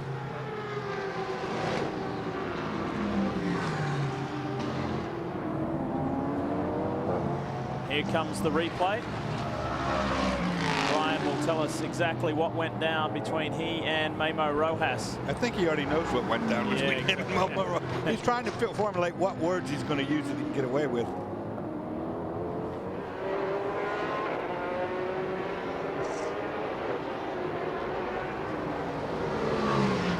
Valiente pushing on. Here's the replay now. Yeah, right here's the start of the race. I'm inside of Rojas, and you know, he just turns into me, turns me. You know, everyone has their own racing room. You're supposed to give everyone room out there, and he just didn't give me room. So it's unfortunate for the team. It was a great team. You know, the car was so fast. We had a car to win here today, and the 01 took us to that shot. I'm really disappointed in the officials for not penalizing Rojas for that. That's a racing incident. I guess I can do that to him the next race. Obviously, you guys can see he's had quite a bit of time to cool off, but emotions are still high. Well, I kind of side with him on this particular deal because, you know, he certainly did nothing wrong there. On the other side, and I said it before, what happened at the start of that race, which we never really covered again, was on the green flag, Law pole sitter spun the tires up real hard. The car didn't get traction, stacked up their right-hand side, so when they did get going and they got down to turn 1, everything was a little bit askew. Yeah, and I think Memo just saw the opportunity to dive to the inside, but you got to recognize it's the start of the race. You've got cars all around you left and right, and he just dove for another piece of the racetrack that wasn't open. And there's a lot of pressure on Brian Frizzell. He was a Santos driver last year. He's moved over to Shank Racing. But the budget is not in place for a full season. They need results. They need results now, because right now this program is only in place for 2 or 3 races. Yeah, and that's a shame because this is a great car capable of not winning the race but championship as well. Mike Shank, this team of drivers, they really need sponsors. They want to go out and dominate. They felt with that driver pairing, they could go out and win races immediately, and they can't afford things like this to happen. You know, and they should. Everything's in place for them to do that. The only thing they can't change is bad luck, and that's all they've had so far. And at the moment, the 6 car, unfortunately, is 2 laps down on race leader Darren Law. I tell you what, he's not going to be doing any favors for Pruitt right now, because Valiente saw that move that wasn't Pruitt behind the wheel, but he saw what Rojas did, and I'm not sure he's going to be giving Scott Pruitt any favors right now and letting him get to the front. Pruitt runs second, Gurney still third. Bert Frizzell, Brian's brother, in the AIM Autosport car is 4th. Buddy Rice, Ryan Dial, Gidley, Negri, Angelelli, and James. That's the top 10 right now. Then this car, Michael Valiente in 11th. Jonathan Bommarito still dictating terms in GT. Could that 70 Castrol Mazda RX-8 go back-to-back victories in 2010? Bill Auberlin and Liddell would think otherwise, and we've still got so much time to run here in Miami.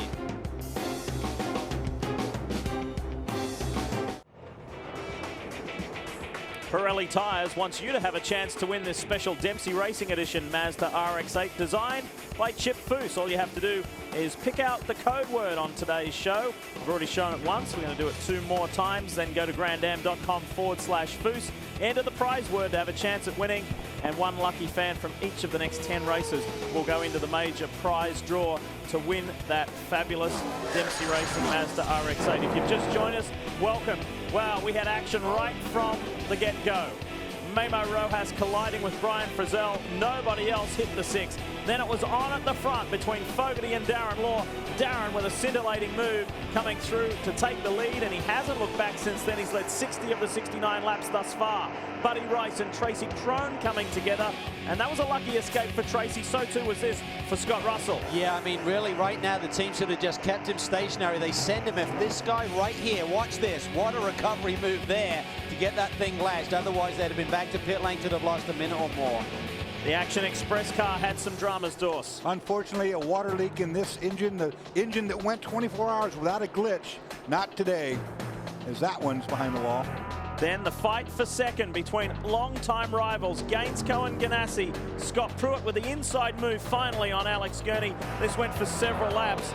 and the most successful road racer in American history winning that battle. Unfortunately for Ryan Hunter-Reay, Ryan was having a very strong run in the Crown Royal Level 5 Motorsport BMW, but it all came undone right there. And we have gone, look at this graphic, we have gone no cautions in this race. And just last October, we had 6 cautions for a total of 25 laps. So a dramatically different race this year. Probably shouldn't have said that. Well, I think it's just a really quality field we have here this year. Some great drivers have joined this series. The racing's been great, and I think these conditions, I think the grip levels are up this year, and that means there aren't as many mistakes being made. I think this new spec tire has a lot to do with how good things have been going, both the 24-hour and here.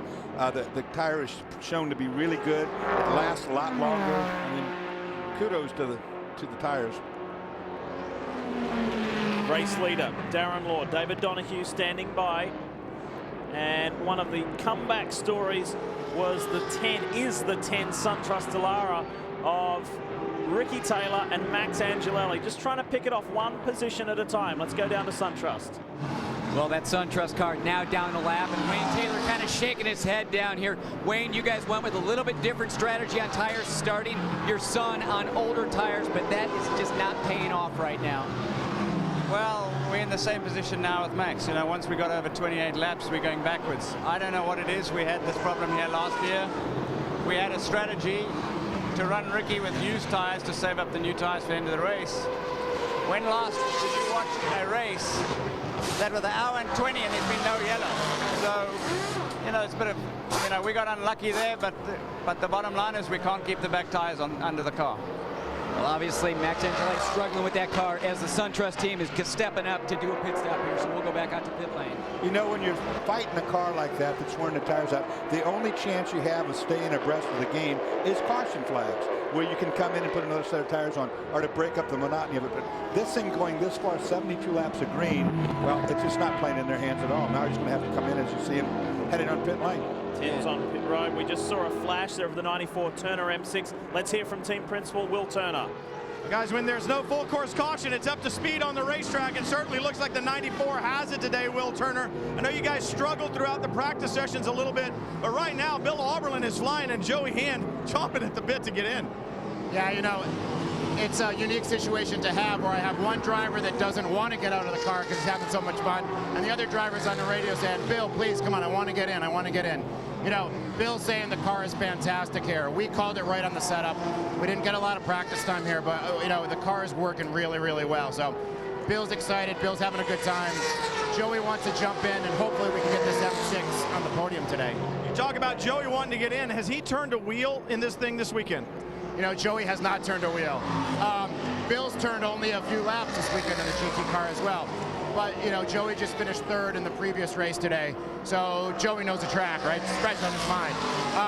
But he's adaptable. He's got a lot of seat time in his car at Daytona, you know? So Joey, I'm sure, will get right in and show us what he can do. And Joey certainly knows a BMW as well. They're ready to go. And again, the reason that the drivers have not been in the cars, the car experienced a power steering problem that it took most of the day to rectify. It hasn't been on the racetrack hardly at all. And there we see those guys going around the 10 car. Angelelli was just in pit lane. He only had 43 laps on the books and in that stint, and they normally run over 50. So that was how dire the situation was there with the SunTrust car, bringing him to pit lane early. And we talk about the cold tires. There you saw the speed differential. Even the GT cars just swamped him and have taken off from him. On cold tires, the drivers are losing 10 to 15 seconds a lap. We anticipate similar to what we saw at Daytona in the nighttime hours. Scott Pruitt tells us it's like a skating rink. He says you can idle right into a spin out. No throttle whatsoever. He says unbelievable for a couple laps. We saw the best in the business making mistakes. Look at Pedro Lamy in the 10 car. I mean, just understeered straight into the pit exit wall there at about 40 miles an hour. So he is one of the most renowned and recognized and fastest sports car drivers in the world. It just catches you out. You can't believe that the tire will not, you know, really react when you need it. But cold tires in cold conditions, bad combination. Oh, look at this. Jeff Siegel on Robin Liddell right up high, round the outside, and steals that position back. Nice work. This has been a good scrap that's been going on for many, many laps. This is the fight for third in GT, behind Jonathan Bomarito and Bill Auberlin, who we just saw. So the second Speed Source Mazda slots back into third place. You know, that looked like it was easy. When you get on used tires on the banking, it's not easy to go flat through there. Yeah, and I mean, Jeff Siegel really flies in one of these cars. He sat on the pole at the 24-hour race. He and Emil Asentado had a couple of wins late in the going in 2009. So they're expecting to put in a strong championship charge. Certainly the 70-car leads. Coming off the back of the victory at the 24-hour race, their partners at Speed Source, they're looking good. But I know that Jeff Siegel has aspirations to be in the championship hunt as well.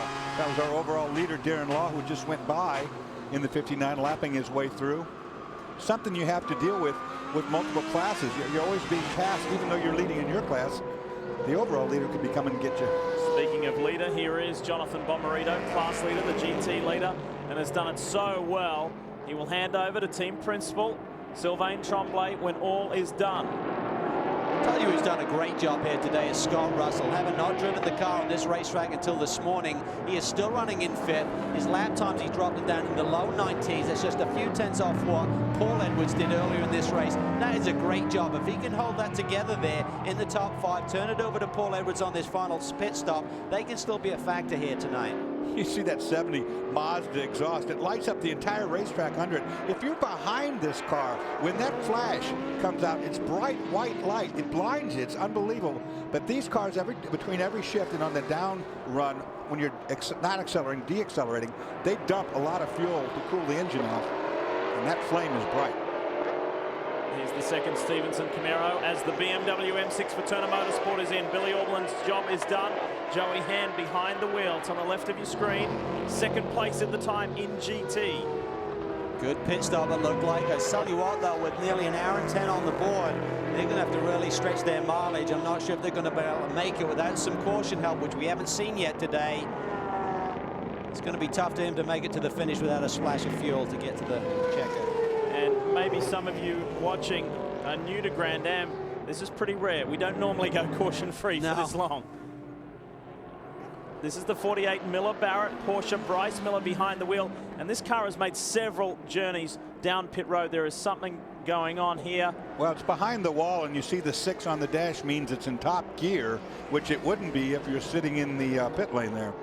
Let's listen and see if we can hear something on. I think we're going to hear a gearbox.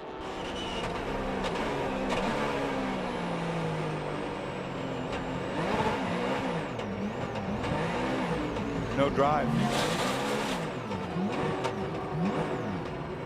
Sounds like either a broken input shaft or something like a broke axle. Well, remember yesterday Luke Kynes had an incident in one of the practice sessions and clipped the wall, had a tire go down, he hit the outside wall coming off the banking. That may have had a resonance throughout the whole gearbox, Dorsey, and now coming into play today in the race. Half shaft. Miller Barrett boys have had a tough run. They're looking for their luck to turn around. How about the 99 boys? Will they get their first podium here at Homestead?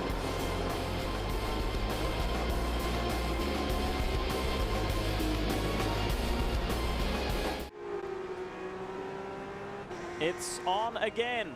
The Sunoco Driver Challenge, that is, for 2010. Last year was the inaugural year of this. And this is an intriguing competition run in the UK across 4 different championships. You can see them there on that graphic. And, oh, we've got a fire here on the Race's Edge Mazda. Oh, boy. That's an interior fire. That is not inside the cockpit. It's Jordan Taylor in the car. That's quite unusual. The driver's suit looks good.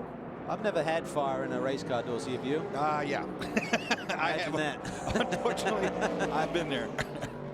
It's when you don't want to have them on. No, it is scary. I mean, we've spoken to drivers many times about what it's like, but... That's a strange one, though, because that didn't look engine-related. That looked like an interior fire. I wonder if he deliberately left it there. You don't want to get too close to the pit wall where all the fuel tanks are, so maybe he deliberately left it. They got to the pit lane and... Look, it's on the passenger side. I mean, something on the passenger floorboard is fully ablaze. You have to assume there's going to be like a oil line running through there. Yep. Or something that is ruptured. That's strange. That's a very strange one. I haven't seen an interior fire like that for quite a long time. We've got about an hour and 4 minutes left in this race. So if this does go to caution, I think we could see a lot of people pit for the final time and make it to the finish without stopping again. You know, he did a sensible thing, putting that in the middle of the road. If you brought it over there to the pit wall, you're going to have all those fueling rigs that are in jeopardy. He did a good job right there. Race leader is in, and his race lead had diminished to some 7 seconds to Scott Pruitt. So the pressure mounting on the Brumos squad. Darren Law, well done. Awesome race. And now he hands over to David Donahue. Good strategy call as well, because if it did go yellow, remember, pit lane would close, their lead would evaporate immediately. So good call by the leaders here, getting him in, and I'm sure they're in their fuel window as well. Let's see if the crew can get a good clean pit stop done, Chris. Yeah, and a nice clean stop by Darren Law. Just a few laps earlier, the 9 car came in, blown up, dropped a whole ton of oil right through Darren Law's pit box. So the Brumos team has spent about the past 10 minutes really prepping this box, making sure it was absolutely clean, getting all that oil out of here, which was pretty tough to see with no more sunlight. So the team did a great job. Darren was able to hit the mark. David Donahue now getting behind the wheel. Everything looks good there. Tires done, just waiting on fuel. This car's gonna be very thirsty because that was a long run out there, but obviously the car is working very well. Brian, what do you have? Gurney stays behind the wheel, a tear off the windshield. When I'm looking at the louvers on the bodywork here up front, they're blown out completely on the left. A couple of them are blown out on the right. Now that will change the aerodynamic balance of this car. A lot of rubber pickup. We've already talked about it out there. Maybe this is what part of the problem is for Gurney. They've been on the radio with him, talking to him about adjusting bars to try to change the balance of the car. Some of it could be because of those front louvers missing. 0-1 is in. Scott Pruitt to pit road. So 2 good clean stops from Gainsco and from Brumos. Now it's the Ganassi squad's turn. Timmy Keane hanging off the box there on the right. No driver change on the 01 car. And you can see louvers on both the front right and left missing on this car. Now this car, both the 59 and the 01 going with scuffed tires. So Scott Pruitt said these out laps are going to be imperative as the temperatures got cooler, taking 2 laps to get the car up to temp. You're going to have to be very careful because if you do flat spot those tires, he said with the banking, it's going to be very tough. If you flat spot, you are definitely going to have to come in because the banking puts so much pressure on those tires, you can't have a failure. Lee, what do you have? 70 is on pit road. So this is the GT leading car. Jonathan Bomarito, super job behind the wheel. This is the Rolex 24 class winning car. Once again, scuffed tires, the choice as they're putting those tires on right now. It will be so slippery for the first couple laps, even with scuffs. It'll be tough. Looked like there was a slight delay going on with the right front, but the guy got the gun out of there, and everything looks okay. They're waiting on fuel anyway. Remember, this Mazda has a couple more gallons that they need to get on board, but the series has made some adjustments in terms of the fuel flow rate. So it shouldn't take any longer to put the fuel in this Mazda. They get 2 more gallons than the rest of the GT field. Oz Negri brings the Crown Royal XR Ford for Mike Shank Racing to pit road. Stickers on this car, guys. It might make a big difference. Watch the outlap. As Oswaldo's getting fresh tires, sticker tires, it's going to take him a little longer to get up to speed than the guys that had those scuffs on. And this is where we could see some mistakes here during this final pit stop phase. We talked about it in the open. These guys are going to go out on really in cold conditions on sticker tires. It is treacherous. It's like being on ice. It's like getting your first winter driving day in the off season, and you go out and you suddenly get caught out in your road car on the street. That's what these guys are now dealing with. They're in the middle of a race, but they have to slow it down, They cannot afford to make a mistake on this outlap. That's why I moved to Florida. 1 hour remains. 1 hour remains in this race. Pruitt comes across the line. Ryan Dial has inherited the lead, but we'll see how close it is. Donahue now comes across the line. So Pruitt has leapfrogged the Brumos Porsche. Where is the 99 in the mix? We'll have more in a moment. Let's get to Chip Ganassi. Chip, what a great pit stop there. You guys made up so much time. You're actually in front of the 59 car right now. But obviously, Scott trying to get the temps up in that car. How crucial are these out laps? Yeah, I mean, you know, well, we got 2 temp problems. We want to get the tires hot and the engine cool. The engine's running a little warm right now, so we're all right, though. I mean, I think, you know, it's going to be a shootout here to the end. I mean, those guys are no slouches in the 59, and we were making up some good time on them. They were saving fuel up to that last stop, so we'll see what happens now. It's going to be a race. I know you're so disappointed after the Rolex 24, but then the Ganassi team comes back and wins the Daytona 500. How great was that?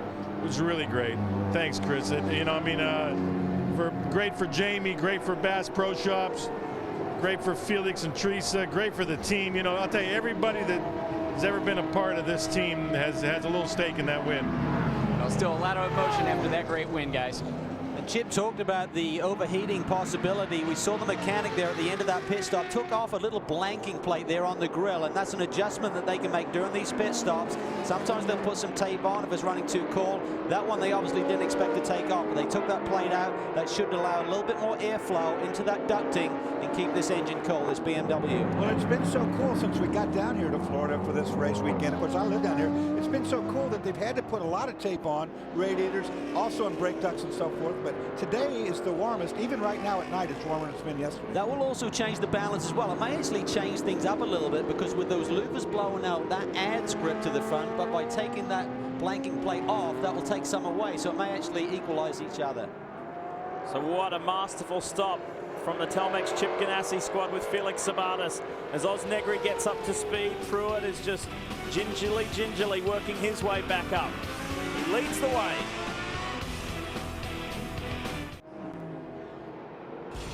You can watch the best of NASCAR on Speed shows online on demand. Go to the video section of speedtv.com or NASCAR.com each weekend for interviews, highlights, race recaps from your favorite speed programs such as Trackside, Race Day, Victory Lane, and many more. That's NASCAR on Speed broadband. We welcome you back. Speed's live coverage of round 2, the Grand Prix of Miami. This is Grand Am Rolex Sports Car Series, and you're looking at the GT class leader, Joey Hand, who took over from Bill Auberlen. And this is only the second race for this new Turner Motorsport BMW M6. It's the first year that Turner Motorsport, who it's a championship-winning team in Continental Series and in World Challenge and various other series, they've never done a full series of Grand Am GT racing. So what a way in just their second race to be out front leading in this new car.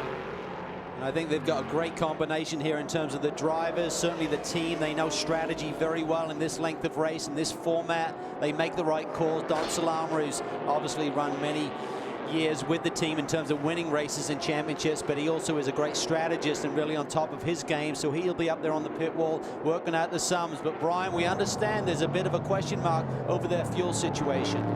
Well, Calvin, you were wondering about it on that last stop, saying, can they go an hour and 10 minutes? That seems like a very, very long time for a GT car. And the deal is this. I checked with the team earlier, and they were set up for a pit stop for a long, long time. And they said, look, we're just not really getting a good reading on fuel right now. We don't know what we have. We're not really quite sure of the fuel burn. What we don't want to do is run out on track.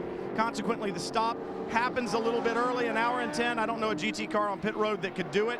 So I'm thinking that we'll see the 94 one more time on pit road for a splash. That's unfortunate. The question is, will they do it early or will they do it late? As you always say, Calvin, you want to be the first person to make that last stop.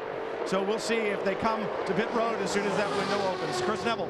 We'll talk about Mr. Plug and Play. Jonathan Bomarito hears he's going to get the 70 Speed Source job in late December. You go on, you win the Rolex 24. You obviously can get the job done at the endurance races, but what about these sprint races?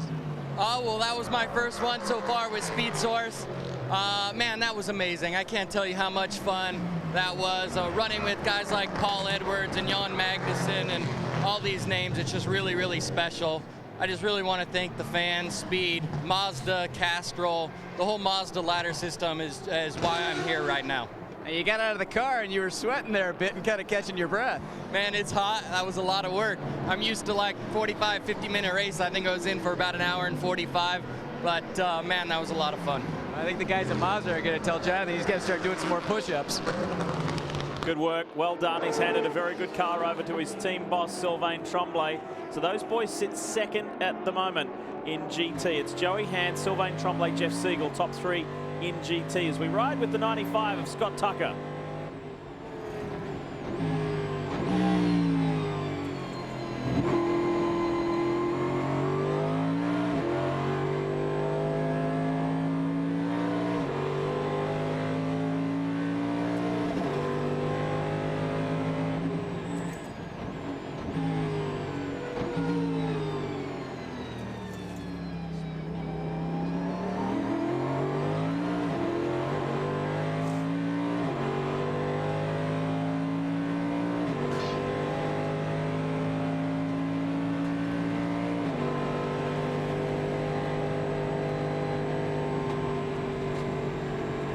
Flat anymore, is he, boys?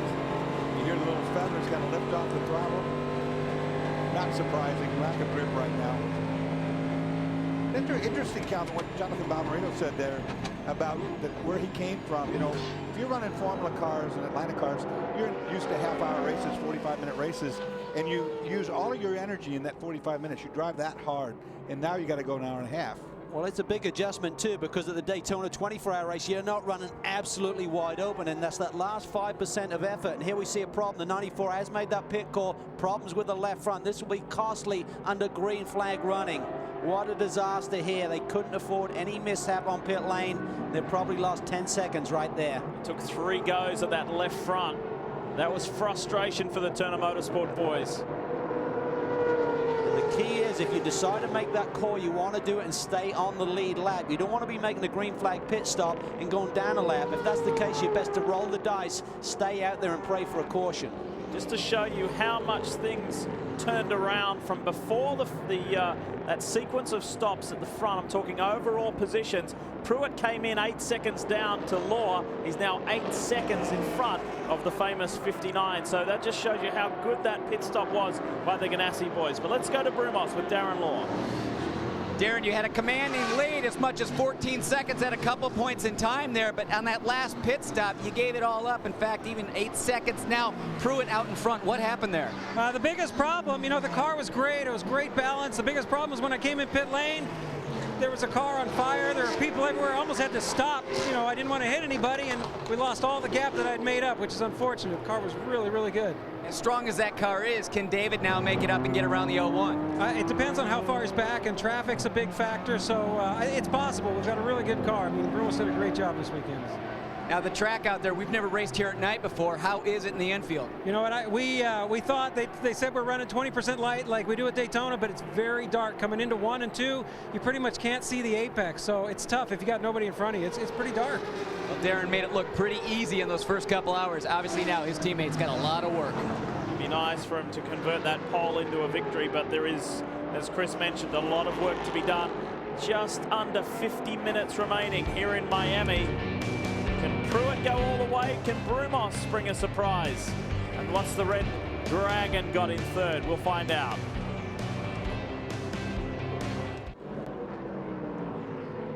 ...2008 Grand Am GT co-champion Paul Edwards is back behind the wheel of the Banner Corvette, the 07, where he started from pole position. So he started, handed over to Scott Russell, and Scott will be his teammate all throughout 2010. He did a good lap. Calvin mentioned how competitive his times were, and he's given Paul a decent car. Paul's about a minute down on the class leader. He is, however, still running in 5th position in class. Wow. The trials and tribulations, the journey of Scott Pruitt to make it here for this race. Scott Russell, I should say. Here is a snapshot. So long from Daytona, where Josh Herron is a Daytona 200 champion. All right, guys, gotta go. Gotta go to Homestead. Thanks a lot. Go get him. See y'all.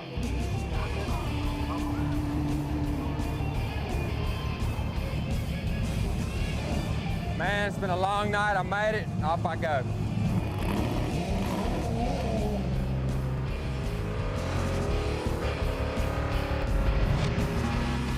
Yes, from Daytona Beach down here to Miami. Scott, I spoke to him earlier today. He said he got about 3 or 4 hours sleep. This was earlier in the week in Atlanta on a simulator, just getting himself a little more finely tuned to the Homestead Miami layout.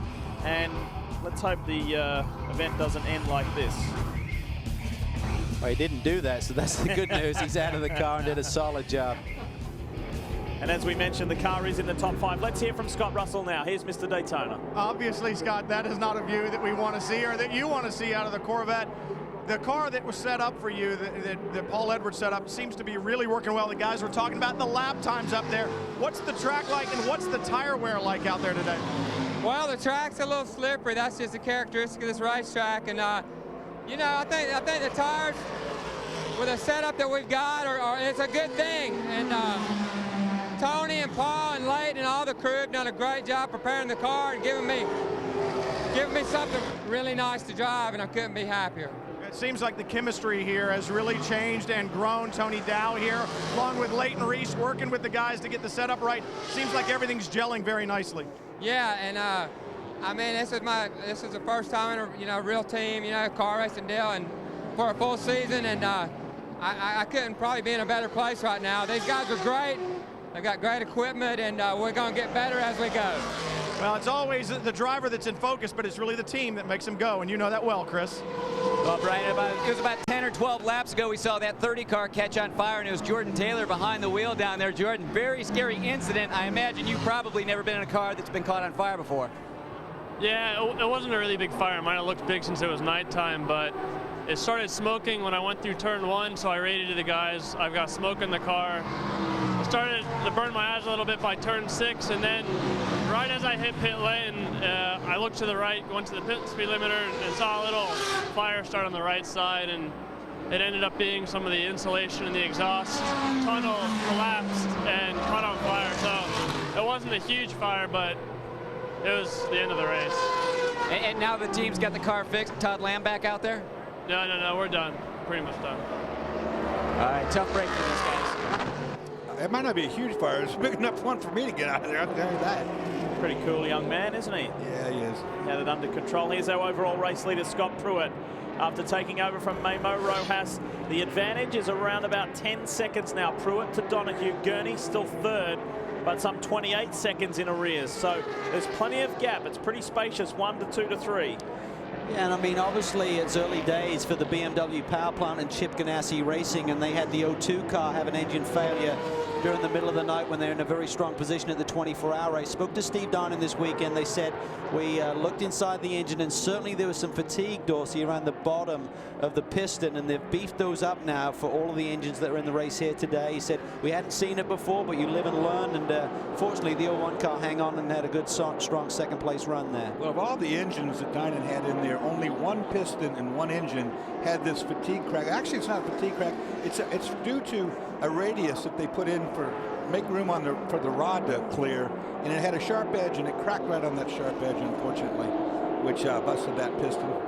But Steve Dinan, great reputation, engine builder on these BMWs, and we'll just call that one a fluke. Still running caution-free. Can you believe that? Last time we did it in the Grand Am Rolex Sports Car Series was at Mid-Ohio in 2007. And that race was won by our series defending champions, the 99 Gainsco gang. Watch the 01 Scott Pruitt. Look right there at the brake rotors, front and rear, and observe that the two of them are almost simultaneously glowing at this. You know, the front one's on a little bit more, means he has a little bit more front brake, but watch how much rear brake he's got to balance the car. You'll see other cars out there, when they hit the brake, you'll only see the front rotors glowing, which means they have way too much front brake on, not having the rear do its fair share. You can also make the car turn better with more rear brake. And that's an adjustment the driver can actually make inside the cockpit. There's a brake bias adjustment knob, and you can dial that in. Certainly as the fuel changes, the fuel load changes, the tire wear changes, the track changes. So it's one of the few cockpit adjustments that the driver can make. But right now, Pruitt is certainly on a mission. He's got about a 10-second lead right now over David Donahue, who currently runs second. And the Brumos team have to feel that they've been very unfortunate. We didn't really see it on camera in terms of how much it slowed Darren's entry down into his pit box, but to lose that amount of time because of the fire on the 30 car is very unfortunate. So David needs to get his head down, get the hammer down, and right now he's got about 10 seconds he's got to try and gain. That's a long cushion to make up. And the last time by ran a lap of 1:14.0. The lap before that he did a 1:13.5. So he's really starting to get into it now. He's into his groove. Remember, Darren Law was in that car a long time, and it takes a while to work your way in, and that's where David is right now. So he's got time on his side, but we're running out pretty rapidly. 39 minutes left. He needs a caution. Very unusual, Dorsey, for the track to actually run a race weekend where you don't see similar track conditions. I mean, Darren talked about it. Suddenly said, man, turn one with the light, you know, no sunshine here. He said, I could barely see the entry down there. We didn't have a practice session at night, so these boys are really having to feel their way around a little bit. I don't remember a time, actually, when we had a night race, per se, that didn't have a night practice up front, you know, to see what it's going to look like. This might be a first.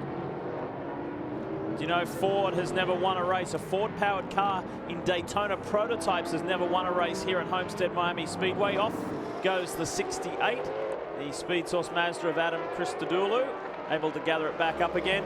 And Ford are up against it here as well. Bert Frizzell is the top place Ford-powered car. He's back in 4th overall. for Mike Shank Racing as Chris Dulu dives to pit road. Just for the team to inspect to see if there is any damage to that car.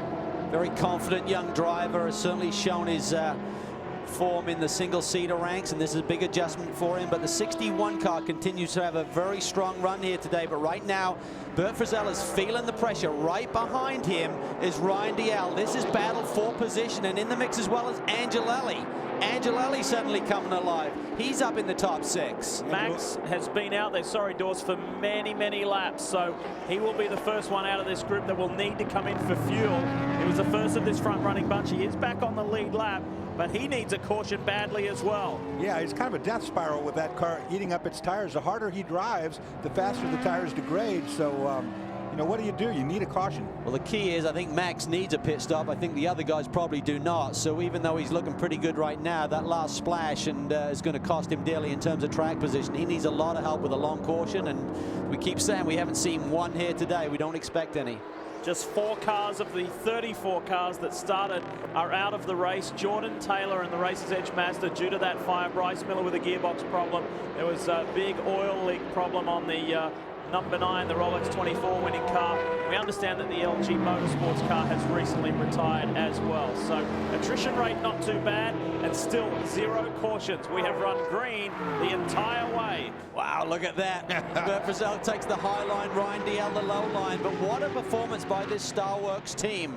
First time that they've run 2 cars here this season, and Ryan Dial has just been given the opportunity. And again, if the car runs strong, you don't have any problems. He's going to just keep driving the wheels off it and pushing it towards the front. Bert Frizzell will feel the pressure here. We're talking about a new energy with AIM Autosport this year. Got a new sponsor on board. They've gone through the car. It's about 50 pounds lighter. They've really worked their tails off during the off-season to come back strong this season with that 61 machine. Peter Barron's men at Starworks worked around the clock, literally the past several weeks, to get these cars here. They were still working out the new car or revised car bugs earlier this weekend. So to see this car with Ryan Dial behind the wheel after taking over from Mike Forrest to be running in the top 5 is a real lot of sugar to that team, and to Peter Barron and to Bill Riley as well. So nice stuff. There's the 55 of Christophe Bouchou. He's a little further down in 11th place overall. We need to squeeze away, we need to sneak away to a quick commercial break. We're going to leave you from Miami for just a moment. Is it going to be another big celebration by the Speed Source gang in GT?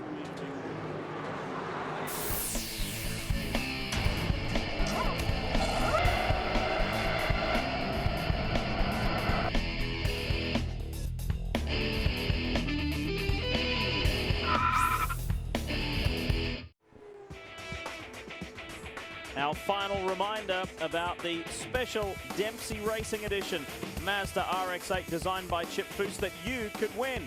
All you have to do is enter the code word at the Grand Am website, which is grand-am.com/Foose to enter the prize word to have a chance at winning. One lucky fan will be selected at each of the next 10 rounds to join Anthony Carbone Jr. at the season finale and go into the grand prize. So we wish you well with that. And here we are, we're counting down the laps and time at Homestead Miami Speedway. Can Scott Pruitt hang on? That's the big question, because David Donahue has bridged the gap to 6.3 seconds. Pretty special performance right now. And there certainly were some memorable performances at the recent Winter Olympics in Vancouver, British Columbia. We asked our boys some of their thoughts. I watched a ton of the Olympics. I really liked it. I really liked the short track speed skating. I watched, Apollo Ono, of course. That was pretty exciting, and I enjoyed that. I like the freestyle skiing where they're doing flips. I mean, it just amazes me. Those guys are very skilled. I really have a lot of respect for the athletes, and I like it when the Americans win, but to watch those athletes, no matter what country, I know the work they've put in, and I really respect what they do. Yeah, I definitely watch the Olympics. I'm a big fan of it, and my favorite event's the downhill. I do a lot of skiing myself. I have a huge amount of respect for those guys, seeing Lindsey Vonn get gold. Actually, I'm a fan of Bodie Miller, and I was stoked that he finally, pulled off a gold medal. So I was a ski racer in high school, so I love watching ski racing. But the American-Canadian hockey game, that was something to watch. I watched a lot of the Olympics too, but Cal, I didn't see your signature ski move on there. The reverse snow plow. Chip Ganassi does it downhill, doesn't he? Yeah, hey, it was good to see Chip in good health here after his recent ski injury. The 10 SunTrust car is in. This is out of sequence with the rest of the group. And the SunTrust boys, Wayne Taylor's boys, need to execute their best stop ever to try and keep Angelelli up there as best they can. They don't have any choice. They got to put on what tires they have. This car runs through them really quickly. Angelelli has no choice. He's got to drive every lap like it's a qualifier, and they got to hope for a caution, which they haven't gotten all the way through this race with a half hour to go. Surprised the fueling hose was in for that long. It should have been a time stop. They really don't need a full fuel load with 30 minutes to go. But I tell you what, it wouldn't surprise me to see Angelelli, even though he's got a car he's not happy with, to lay down the fastest lap of the race, to put sticker tires on this late in the going. He's going to have a lot of grip when the track is at its fastest. You know, they might have put more fuel in to get more grip too, Calvin. You know, if it's a rear tire issue, they might have weighted the car down with fuel to try to make it last longer. They don't have much to work with, to be honest. There you see him gingerly getting up to speed. You have to be so careful. We talk about 10 to 15 seconds were lost on the outlaps at Daytona. But Max immediately back down the inside, so forget about waiting. He's not going to wait. He'll be fired up. He'll be very frustrated. He's very passionate. They had the fastest car at the Daytona 24-hour race, starting on the pole, fastest lap of the race by quite a margin over the rest of the field. And coming here, they really felt that they could really get a good result, but the car is just not underneath them for the long runs. They've just got to work on that setup and figure out what they have wrong. You know, somewhere while we were gone, Scott Pruitt had a really bad lap, and we were looking at 11-second, 12-second gap, and that went down to 5 seconds at one point in time. So something out there happened along the way, but I think now it's all good again. I think he's back to on song. Spoke to Timmy Keane this week about the disappointment in the 24-hour race. He said, yeah, can you believe that we've finished every lap of the 24-hour race for the last 4 years and only won 2 of them? How often do you finish second on the same lap that they have the last 2 years? So bitterly disappointed, and they just have to rebound. They said, you know what, that's racing, and you take it in your stride. It's still a good start to our championship season. We just need to use those points and build on them, try and get another championship. Chris? Well, guys, while we were away, the 68 car came back to pit lane. Adam Christodoulou out. John Edwards back behind the wheel. Adam, typically we don't see multiple driver changes in a sprint race. Why'd you guys go with that strategy? Well, obviously it's new for me and John, and the team, they've obviously got the tactics sorted. We had a puncher, unfortunately, halfway through my first stint. Went up at NASCAR 3 and I nearly, it was like a bit hairy going around that corner. I just had to bring it in. I thought I was going to be in the wall, so brought it in, changed the tyres. I did my stint and then came in again. The tyres were pretty shot, so we sent John back out on fresh tyres. First race for both you and John in the Rolex series. Your thoughts? It's definitely an experience. I wasn't too sure what to expect. I knew it wasn't going to be easy, and I'm definitely going to remember this, the Grand Am race. It's been an experience, and obviously the endurance is definitely tough. It's hard to explain like when you're out there. My adrenaline's going. I can feel myself still shaking now, but no, it's awesome. Well, these guys proved themselves in single-seaters. They've obviously got the speed, but I think they're still cutting their teeth with this whole endurance format. Yeah, that's what we were talking about, Calvin. You know, you're used to using all your energy up in a half-hour race, and all of a sudden you're used up in a half hour. You still got another hour. That's right. But I tell you what, they're going to learn fast. They have a lot of talent, those two kids, and this is a borrowed car from Jack Smith in Atlanta. He bought it for a club car and doesn't have a lot of time on it. They're going to use this for 3 races and have a brand new car, and I think once they get that, they're going to be really, really strong. They'll have learned by that stage. Newman Wax Racing will be more involved. Right now it's really a combination of Speed Source and Newman Wax Racing. We've had so much success in the Atlantic Series in recent years, and they're going to be good. Michael Valiante blows by Lee Keane. Valiante's in the top 10. Lee Keane is 4th in the GT class. This man here is the defending Co-Series champion in GT, switching from the Porsche to Mazda with Dempsey Racing. And he is chasing Robin Liddell, Jeff Siegel, and Sylvain Tremblay. Joey Hand is back in 5th place. So there's your top 5 in GT. Best Porsche at the moment is Andy Lally. He's currently back in 8th place, trying to catch up and make up a little ground to get that AXA TRG Porsche as high as he can. We will come back. We're inside, well inside the last half hour. Stay with us.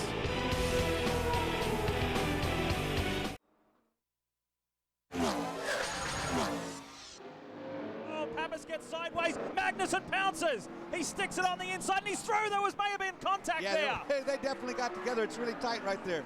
Pappas responds. Magnussen made the big move on the inside. Magnussen almost contact. Oh, big contact. Through the dirt we go, side by side. These guys are driving each other off the road. Pappas and Magnussen, they bash. They continue to bash. Now Magnussen and Pappas are giving it to each other. And their top speed hit. That's stupid. That's just a little bit too much. I would think they need a reprimand. This is going to end in tears, and it has. You know, Max comes on the radio. He says, hey, this guy's destroying our car. What's he doing? What's he doing? I don't know who's driving a 27 car, but the guy thinks it's a weapon, not a car.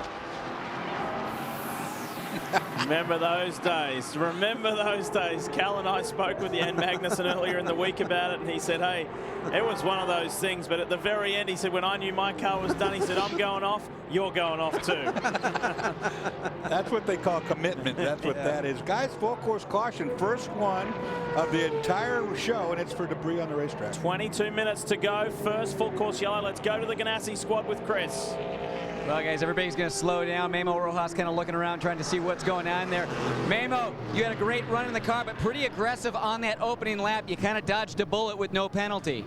Yeah, I mean, I have to wait and see the replay. Honestly, I haven't seen what happened. I'd like to wait and see that to give a real comment. I just felt I thought I was pretty clear after turn 1, going on the outside of Brian, and obviously we got into contact, and I like to wait and see the replay. And if that's the case, my apologies. I like Brian and the Shank organization, and you know, it's. You know, when I get into contact with them, you know, we all deserve to race to, you know, forward, and you know, you will see. I like to watch the replay. Well, hey, this is Rolex Racing, and we're always bumping in here. Brian, what do you have? Well, anytime you win 2 Daytona Prototype Championships, you have high expectations. Bob Stallings' team, solid podium position right now on the racetrack, but I see a lot of disappointed looks around this pit cart. Well, first of all, you know, I'm not sure we can hang on to third.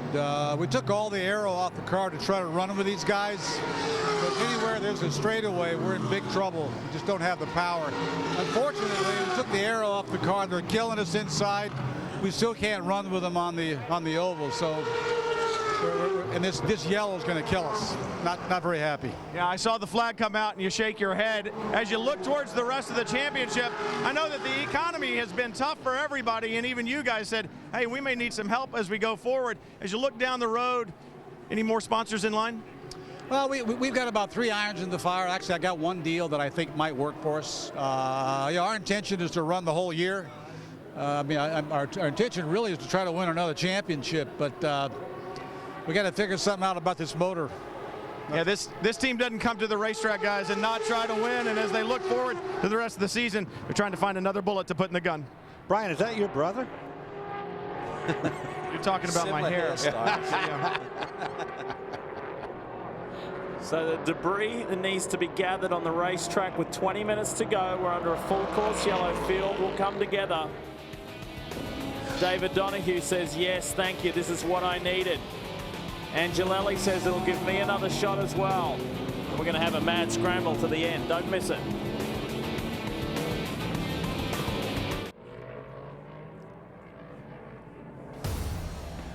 Scott Pruitt, we call him the man, the master. He's had 3 overall wins at the Rolex 24, 8 class wins. He's had 2 Grand Am Daytona Prototype Championships and 22 Grand Am victories. That's why he has that name, and he is the man out in front at the moment with time and laps running out here at Homestead Miami Speedway. For those of you just turning on, welcome to Speed's continual live coverage. This is round 2 of the 2010 Grand Am Championship. And this is going to be a race. It's going to be a mad scramble to the end. The debris has been gathered. There was a huge chunk of bodywork outside turn 4 coming out of NASCAR 4 that has been reclaimed, and the track is clear and been declared ready to go back to racing.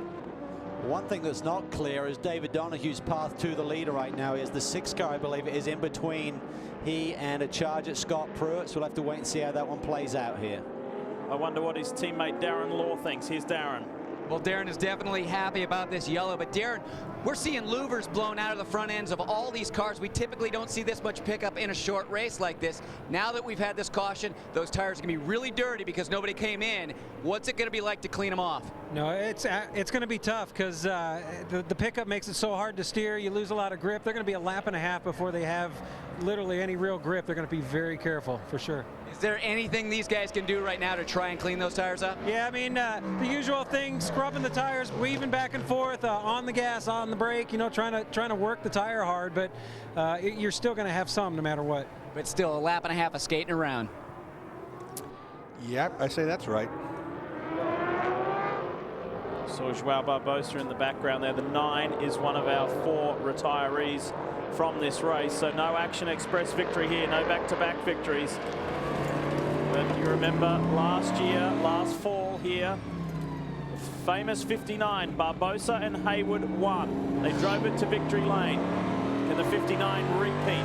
It's got to get past the 01 first. Well, Calvin, you know, we talked about that 6 car being in between the first and second place car. That can be pivotal right now. I mean, sure can. I mean, really, it doesn't allow David to take a good run and try and really time the start here.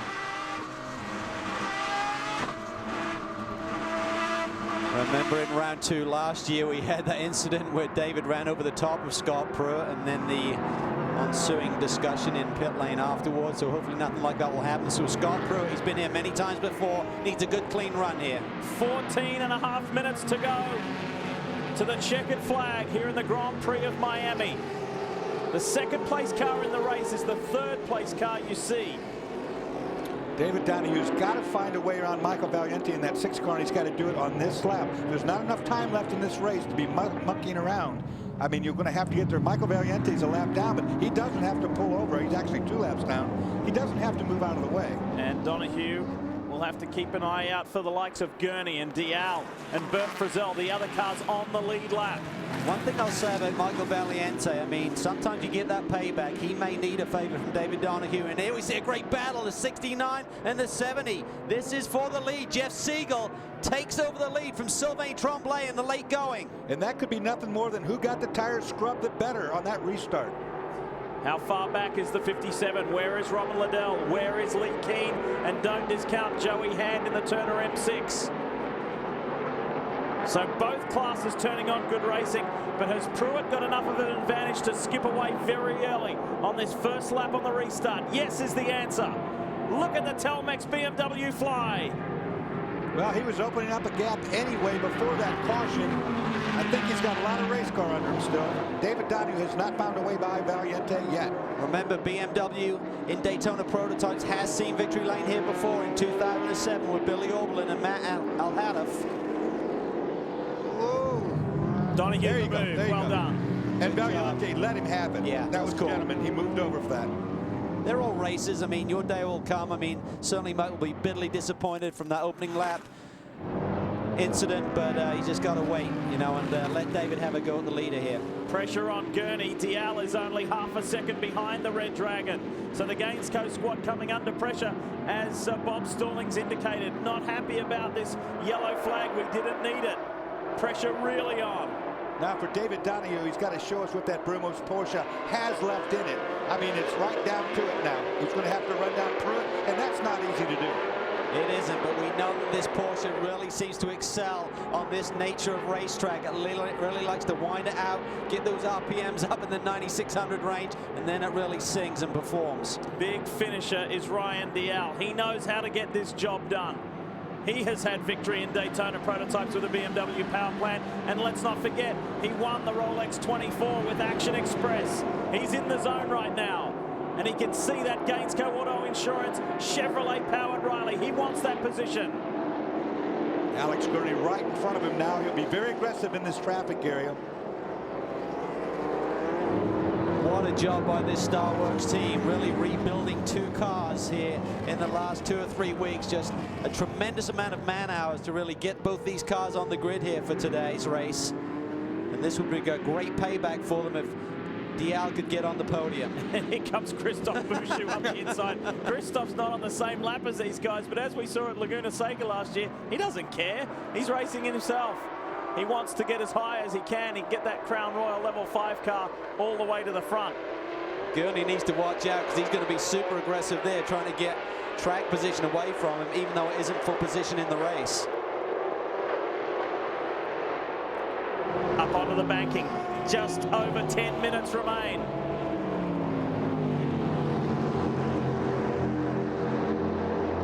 All of these guys should be good on fuel now.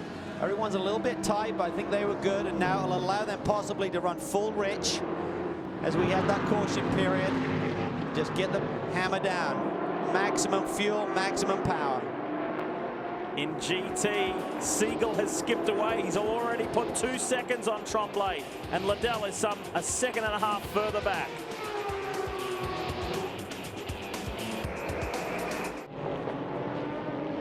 You want a race? We have got one for you. David Donahue has bridged the gap to Scott Pruitt. 2 Riley chassis cars.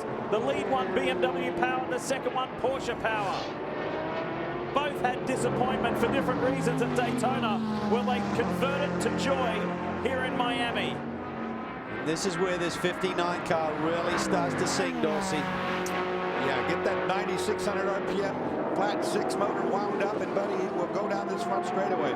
He needs to get closer to Pruitt, though, to get a little bit more help with the draft. That last lap, Pruitt eked the lead out by just 1/10 of a second, but the lap before that, David had taken nearly 1/2 second out of the lead, and he looks really close right now. Changes further back. Gurney remains third, but Bert Frizzell has got by Ryan Yellow. Donahue off the road, and the dirt flies. Pruitt had the big power slide. That's the hole I talked about being opened up. Will it cause a puncture? That was a big drop-off. Yeah, I mean, David took to the grass there because he had to, because Pruitt kind of lost traction there, slid a little bit, caught David off guard. He took evasive action. And the best seat in the house right now is Michael Valiante sitting right there. He doesn't want to get involved in this mess right now. Let these two guys duke it out. Well, he's 2 laps down. He has no interest, but it's an interesting race anyway. They've left the third place car, so there's no pressure for David's spot for that second anyway. Great run out of there up onto the banking from Scott Pruitt. Wow. That's a huge chunk that he just pulled on him in there within half a mile. Not sure if David made a little mistake there, coming off that hairpin turn, but David might be better in that real twisty infield more than Pruitt is. Pruitt got the great monster launch, though. Unfortunately, he's lost the gap here a little bit, and he's not going to get the effect of the draft as efficiently as he was before. When you get within 2 or 3 car lengths, you're really getting every gain. Yeah, see, look at him make up the ground here in the real tight area. This is the tightest first gear section of the racetrack. Maybe it's those revs, I don't know. But he makes up a lot of ground here. While we're in that commercial break in GT, Robin Liddell in the Stevenson Camaro got by Sylvain Tremblay. So it's Jeff Siegel, Robin Liddell, Sylvain Tremblay, Lee Keenan, and Joey Hand, the top 5. Whatever happens, David Donahue cannot let Scott Pruitt launch that much better than he can going onto that banking. If he continues to let that happen, there's no way he'll win this race. He's got to be there. He also needs to be in position. This traffic can be an issue on the banking. GT cars really need to use all of the road here, so you have to time the moves around these GT cars. Pruitt goes high. Will David have enough room to make the same move before they get into the corner? Yes, he does. Less than 6 minutes till the checkered flag flies here at Homestead Miami Speedway. In terms of tire wear, these guys pitted within 1 lap of one another, so they should be pretty even there. But this is a battle now for 4. Look at this. Bert Frizzell, he held it. Dial lost it. Now Dial wants it back. Bert says no. The Pacific Mobile, Ford-powered Riley, powers back to that position.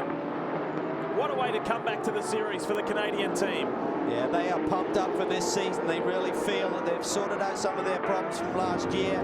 They are re-energized, they are refocused, they got new procedures in place. And even though they're on a pretty lean budget this year, they really think they can make some things happen. BMW, Porsche, Chevrolet, Ford. Top 4 cars, 4 different power plants. It's kind of the way you want it to go if you were writing the script at Grand Am. All these cars so competitive with these different engine packages. If he can hang on, Pruitt will deliver. Chip Ganassi racing with Felix Savalas, its first victory with BMW power plant. That was tight there with Frizzell getting down the inside of one of those GT Porsches. Made the move stick, but DL is all over him now as they get up onto the high bank. A couple more times around, guys. That's about it. You got any magic, you better pull it out of the hat. Just the one caution for Debris exiting turn 4. And I'm sure post-race, if you canvassed any of the teams, they would not have been expecting this to go caution-free. At least as long as it did go to the end there, the last 15 minutes. Bert Frizzell has been on the podium here in Daytona Prototypes with Mike Shank, and he's just one position off and about one car length off is David Donahue of Scott Pruitt. This fight's going to go all the way to the checkered flag. Well, this makes a big difference by him narrowing that gap. Pruitt now has to defend on the entry to some of these corners. David will get the advantage of the draft, the slipstream on these long straightaways, so the game is back on. This is where Pruitt needs to launch off. He's been getting the advantage right here. If he doesn't get that advantage, that 59 car rather, is going to get the draft advantage, and with that flat 6, it's going to have more top end at the big end going into turn 1. Problem now with turn 1 is such a high-speed entry with the grip that we're seeing this year from the Pirelli tires that it's really hard to make a move there, even if David was close enough. So I think if you're going to make a move, it's going to have to come on the infield into one of these brake zones. Look for a little slip, look for some traffic, just try and time things. Right now, Pruitt using every ounce of his experience here to try and hang on for this victory. David all over him. You just saw there Timmy Keane, Momo Rojas, Brad Goldberg. The guys on the pit box anxiously looking on. Less than 3 minutes to go here in Miami. Watch this. Where will Scott position the car? David looks to the inside, not close enough. That's where Billy Orland put the big move on Max Angelelli several years ago to give Siegel Sport, the BMW-powered car, its win here. Traffic ahead, that's going to play into this, guys. How you get through these next 3 cars is going to dictate as they're going up onto the banking. Well, you have to control the guy behind you. If you recognize you're going to be slowed up in the apex of the corner, just back the guy up behind you. He can't drive over the top of you, or hopefully he won't. And then just time your run off the corner. You need good, clean runs. You've got to time it here, the traffic through the banking. Well, they're lucky they caught those guys where they did. 2 minutes to run. You know, Brumos won the very first Daytona prototype race here back in 2003. David Donahue and Darren Law going from 58 to 59. Could this be something special? Back-to-back wins for that car number here at this venue.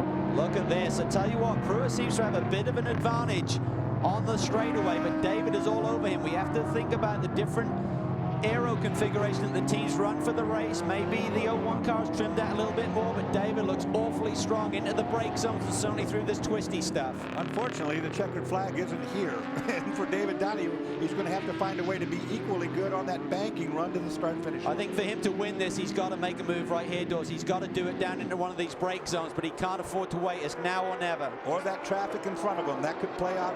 That can block Pruitt, but he's going to need some help. Dorse, we hear the words that the white is coming next time by. White flag next time by. So time is running out for Donahue to make his move.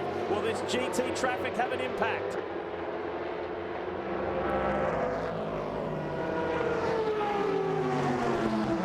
Hopefully David will get a good clean run. Yes, he does. Oh, he's got a lot of speed coming. Oh, watch this, Pruitt. He's good around the high side. That's close. That's dicey around the Dempsey Racing Mazda. David is close. David is really close. This is where he feels confident coming into this section. He's better right here. Try up the inside. Scott blocks. More traffic ahead. Will David tuck it to the inside? He's thinking about it. He's thinking about it. And Pruitt has had many laps with those lights in his rearview mirror to know that's where Donahue is strong, and that's where he wants to make his move. The white flag has been displayed. They're on their way home. Donahue lost traction there off the hairpin. That immediately cost him a car length or two. That may be the difference. A lot of rocks and gravel out there where he went, and it definitely broke loose on him. 2 famous names in American sports car racing, Pruitt, Donahue. What a job by Scott Pruitt controlling these final laps here with a lot of pressure right behind him. And the way the race started with the 01 colliding with the 6, it could have all gone haywire, but it hasn't. Here we go. Run up onto the banking. The Brumos Porsche is tucked into the draft. Is this where David Donahue can make his Rocky's move. Moved a little early there. Scott blocks, defends, and gets down on the bottom by the white line. Is it going to be enough for the Ganassi machine?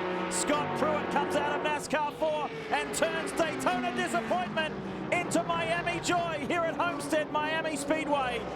And the very first win with the BMW power plant for the Telmex Chip Ganassi team. And Chip is there himself to congratulate his men on a job well done. In GT, Jeff Siegel has about a 6-second advantage over Robin Liddell. And it will be Speed Source 1-2 as far as winning Daytona and winning Miami.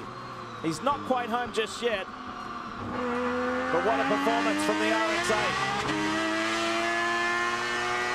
They were one of the hottest teams at the end of the 09 season with a couple of victories in the last 3 races to add to another podium earlier in the season. So what a great start for this team as well. These guys are really gelled. There's the team getting ready to jump up on the wall. You never jump up on that wall because that car comes across, though, because anything can happen. Well, it wasn't Emil Asentato's best qualifying performance as far as number-wise, but the people that he was around and the people he beat, it certainly was his best qualifying performance. And he's given a good car to Jeff Siegel, and Jeff has worked his way through the traffic to get by the team boss and to see a clear track ahead with the checkered flag. Mazda wins both the opening rounds of the 2010 season. This time, though, it's Siegel and Asentato.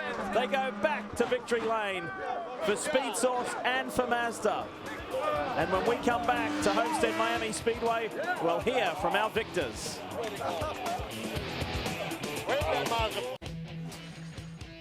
Speed's coverage of the Rolex Sports Car Series is presented on Speed by Rolex. A crown for every achievement. When you have some heartache and some disappointment, there's nothing like a victory to help you forget about it. And that's the feeling the Ganassi boys have got. Right, Brian? Chris? Well, Scott Pruitt already out of the car, waving to the fans.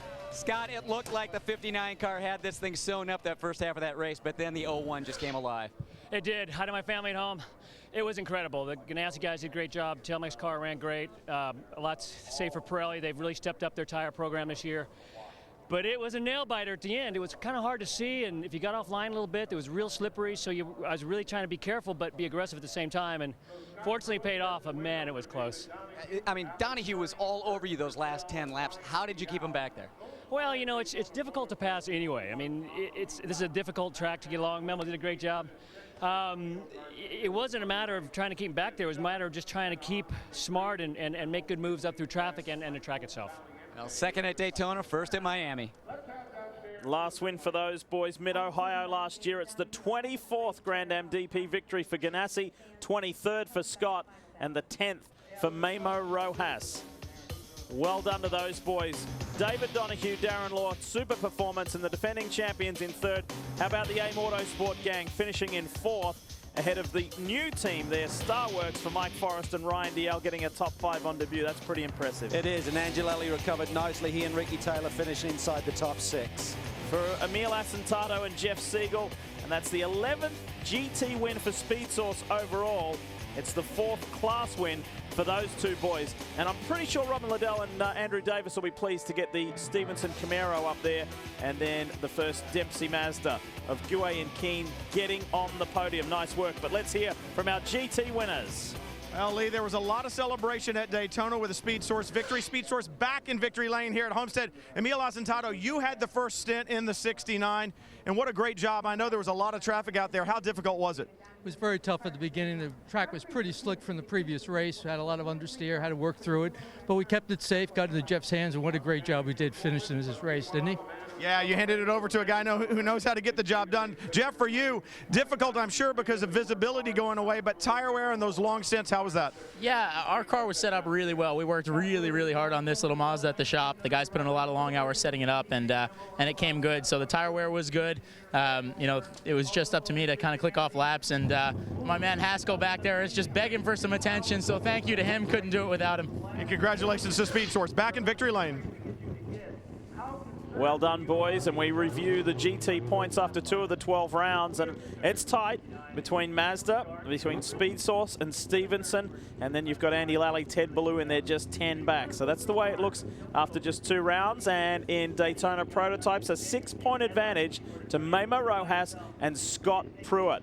So that's the way things stand after round 2. Quick thoughts, Dorse? Sometimes you race the competition, sometimes you race the racetrack. To win here, you have to win the racetrack battle. Scott Pruitt did it best. Masterful job there under a lot of pressure. He kept his head together as you'd expect. Another great win for him. Well done to the Ganassi squad. A way to rebound after the disappointment at the Rolex 24. We'll see you in 5 weeks' time at Barber Motorsports, Alabama, in Alabama. Big doubleheader weekend with the IndyCar Series. We're really looking forward to that. If you live nearby, nothing like coming out and seeing Grand Am racing in the flesh. You won't be disappointed. We look forward to that. Don't forget, we've got Supercross action coming up next. We'll see you from Alabama soon.